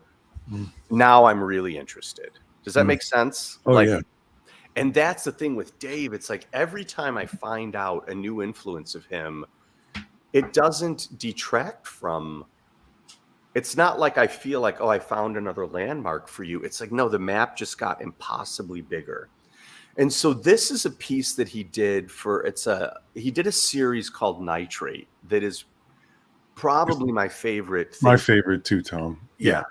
Everyone is. I have so many films in my head that I would like him to do. Yeah. Oh man. When he was a kid, he had a book on cinema, And it had all of these photos in the front that were images from silent films. And that's what inspired him to become an artist. So the reason I think there's so much weight and resonance to the nitrate works is it's connecting to that part of him, that original spark of why he became an artist. So this was a Méliès film called La Phrenologie Burlesque. I think my favorite one is probably the one for Haunted Castle or Student of Prague. Mm-hmm. I will admit I have a few of these paintings because they're just, I can't, I'm more speechless when I try to talk about these, and I've spent the most time with them. But I think the reason I shared this, because I was going to put the Sandman cover up, and then I was like, man, but the Sandman cover is great. I know he was kind of in a barren story phase at that point. Like, it's great and I love it. But it's like, okay, if you remove the nostalgia from when Dave started the Nitrate series to now, they're all so extraordinary. You don't have to have any connection to the film. I thought this would be kind of a good one because it's a skull. It would be like a good entry piece for people, but it is certainly not the best one. Like out of, if you go through, yeah, I mean, if you go, Chien on the Lou, the Carl Theodore Dreyer's Vampire. It's hard to pick. There was a time where, and I felt like I was straying away from the purpose of this, but for my own little fantasy, I wanted him to do one for every Tarkovsky film. That would be the dream for if I had one room in the house.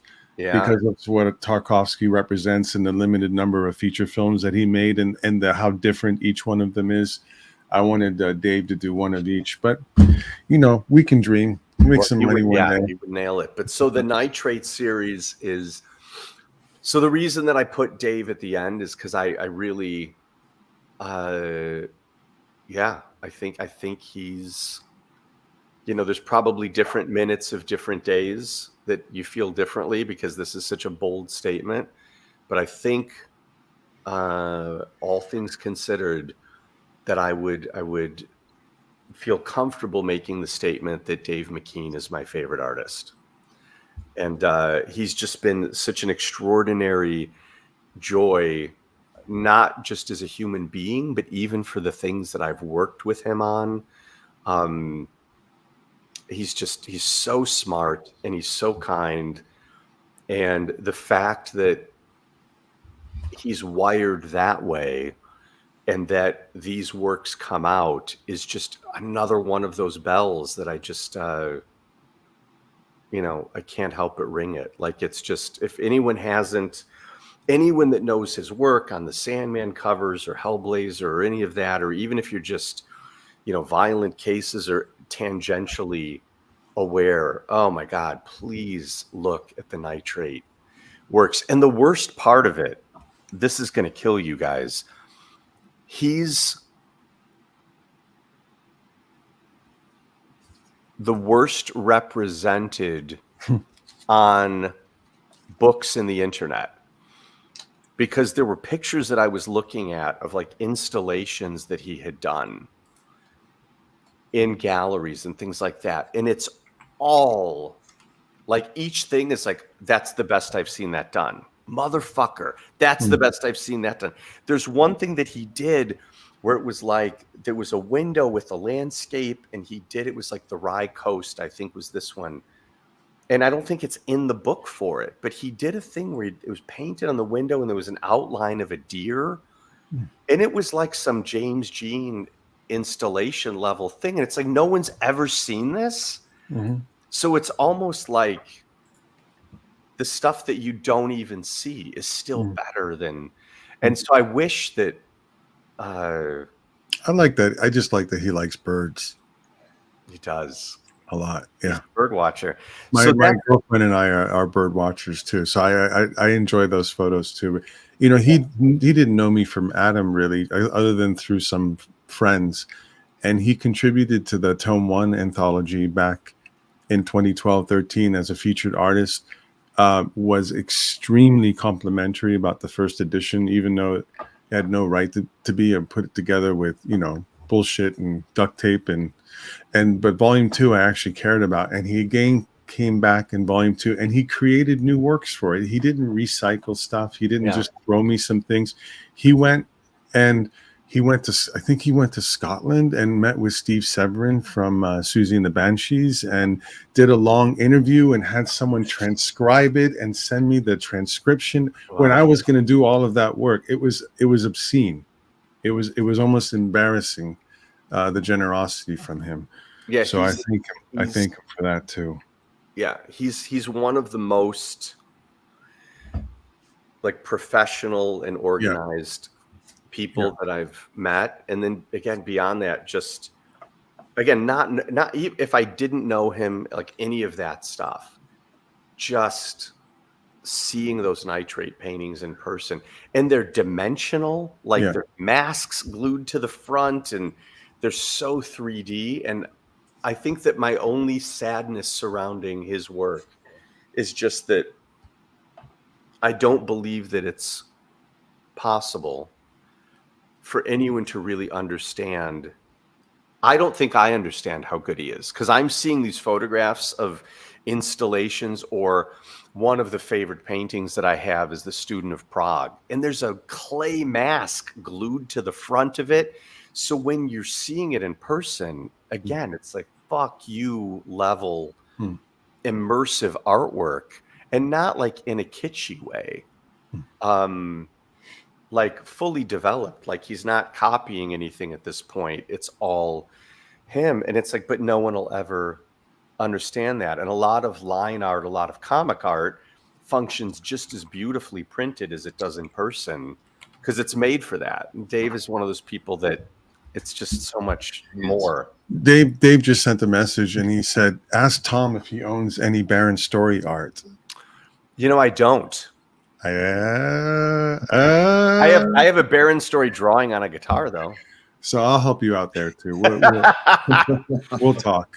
You know, there were a couple things of his that I really wanted, and I just remember at the time not being able to afford it. But he's definitely another one. I remember the Marat Sod journals. So Ryan Graff brought Marat.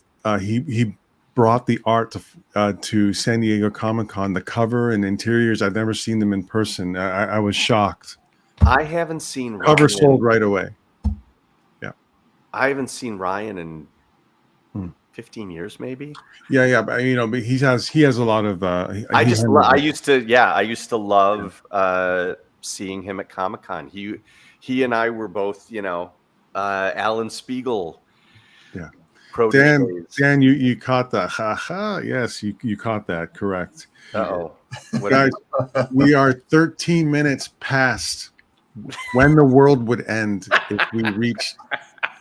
We were supposed to turn into different objects of midnight, like objects of true identity, and we did not. And all the crap that we got in the chat, guys, bugger off. What else did you have to do on a Wednesday night? That's nothing. Funny. Nothing. It's funny. Are people complaining about how much we talk? Because no, they're just talking out loud in complaining type noises and words. Because I was thinking, like, man, every thread I didn't follow. I'm a talker, man. It's really great. 3 hours was exactly. It was Tuesday, but now they're giving you hell for that. It's Tuesday, not Wednesday. What's Wednesday morning? Well, it is Wednesday now. Wednesday morning. Thanks, guys. Thanks for correcting me. I stand completely corrected. Completely. West Coast Dave, nice and comfortable out on the West Coast. Exactly. It's still early there. It's probably past his bedtime anyway. These cushy guys, these comic book dealers. Oh man, Tom, thank you for coming. So fun. Thank you, man. Thank you so much. That It was a good wonderful to talk to you. And Bill, it was good. I feel bad that Oh, you've got hey, such a loudmouth partner there. What time did you get up this morning, Bill, for jury duty selection? Whatever, like 6 I o'clock. got up just before 6 a.m. So he was comatose anyway. That's I not was a little bit. That's contributing to it, but Yeah. I enjoyed it. No, this has been fun. I didn't know what to expect, Thomas. I Oh, mean, Bill, I have just one more question. Uh-oh. Why did Mucha do 510 copies? Are you asking why it was limited, or does the number have I thought maybe he dictated a lot of the terms for the production of the book, and I thought maybe he had a reason for selecting 510. If it's just 510 were produced, or he just wanted 500, and there's nothing significant to it, despite the fact that he was a Mason and there are strange unknown things about how his weird brain worked, then that's the answer.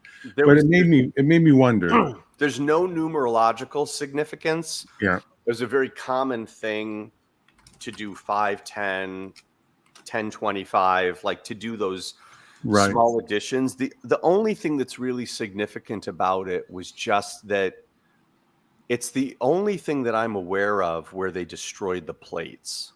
Mm. So he was serious about that number. Yeah. He was. It wasn't the number. It was that everything that he did, they reproduced ad infinitum. So he would do an artwork. He terminated it. Yeah. And they would use it for a different client. Mm-hmm. They would then make, instead of the poster to go on the walls, they'd print them on silk and sell it to those. They would just, it was everywhere. Mm-hmm. And this one, he wanted to be expensive and limited. Mm-hmm. So the deal, and at that point, he'd made so much money for the publisher that he just was basically saying, look, these are my terms, 510, and you can't reprint it and you can't commercialize any of the art. Mm-hmm.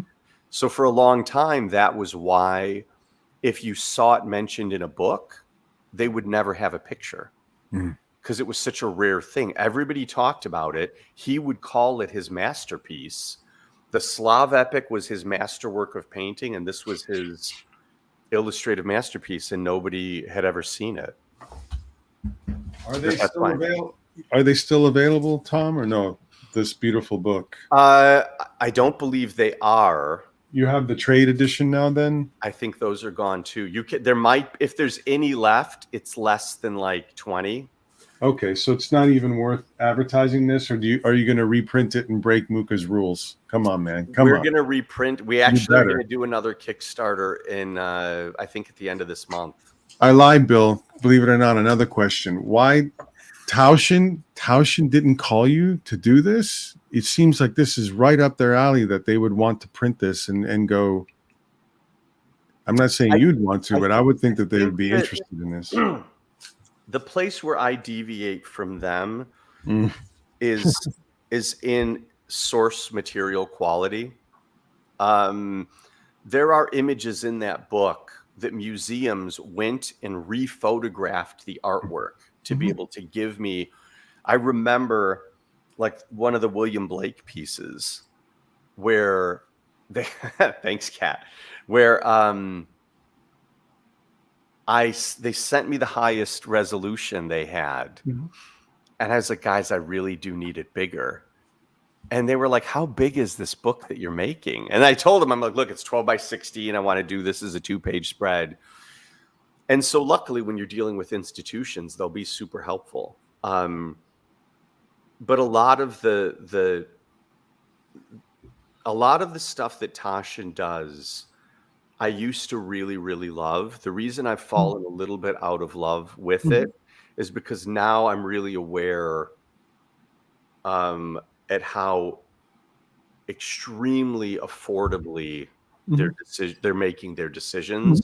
Oh yeah. They're not using spot varnishes. They're not resourcing images. There's things that they're selling them as bibliophile books, but it's kind of like the Target version of make Tauschen great again. Negotiate it in your license agreement. You know, when they did the Bosch Complete Works, I remember that they went and they reshot every painting for that book. Now that was, I don't know, what was that, 10 years ago? I don't remember what it was. I'm sure that they have projects where they know they're going to make money with it. I think the problem with this is when we did this, I thought, like, so we're going to be doing a third printing now. And the hardcover was first, then we did the smaller paperback. Now we're going to reprint both the hardcover and softcover. Excellent. But when we did it the first time, I just did a little exhibition catalog because I thought, man, who's going to want this besides me? And it's been like all over the board. I've gotten like some of the names that I see come up, like for people ordering the book, it's all over the board in terms of like right wing, left wing, creative people, politicians, like really weird. Like I think maybe the Masonic thing, and then art people. It's just like they've sold really quickly and really well. And yeah, I'm really proud of it. It has a prominent term of art, by the way, guys. Jesus stamp on it as well, from back in the day. Yeah. What do you mean? It was sort of, the meaning was a bit hidden under sort of more acceptable structures of religious and spiritual beliefs. It's funny to me, like when some of the right-wing people buy this, one of the things that's entertaining to me is that the deity in this book, even though it's the Lord's Prayer, it's androgynous. Like it's this metaphysical hermeticism that's just, I'm like, you didn't notice that God was kind of like a woman in this? Like, yeah. I'm trying to not get off on a tangent because Bill's going to hate me. Oh, no,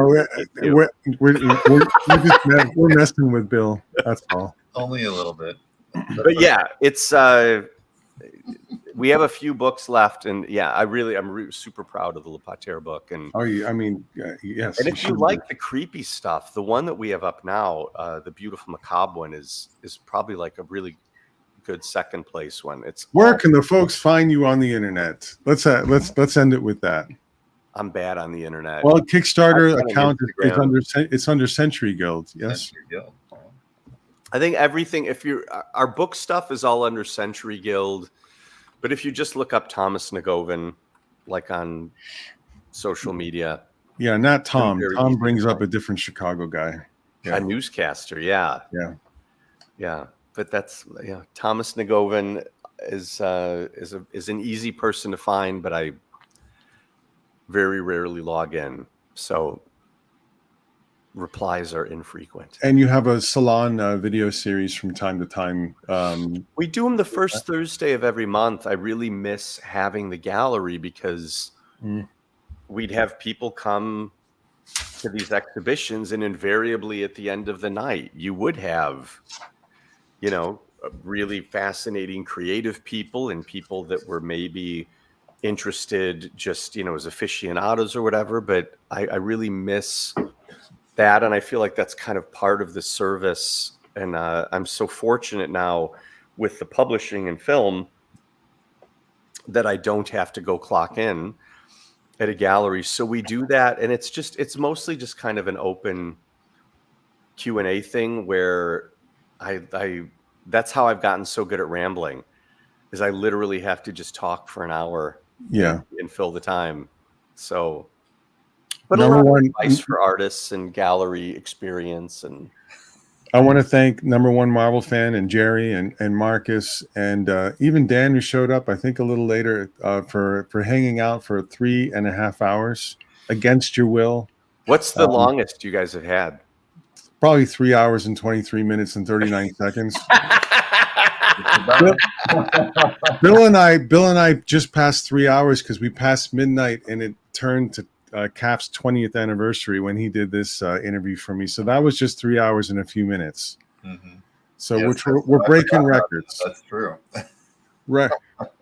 The embarrassing part is that I was trying to be fast. I'm sorry. Did you think that we talked for 3.5 hours and talked for like 3 minutes only about Caligula? It's crazy. Yeah, that's what I mean. I was like, we got to move past Caligula. I'll go for another hour on that.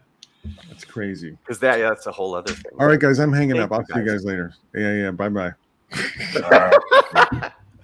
Well, obviously, the plug that you've been waiting for all night, Kazra. I have Matt DiTullio on the show tomorrow night with. Nobody cares. Everybody loves. Nobody cares. Matt DiTullio tomorrow night. The lovable Matt DiTullio. And Matt DiTullio will be on Spidey Hits channel as well with some card related stuff. I think on the 11th or something of September. That was fun too. He gets around. He does. Yeah, he does. He's only engaged. He's not married yet. All right, guys. All right.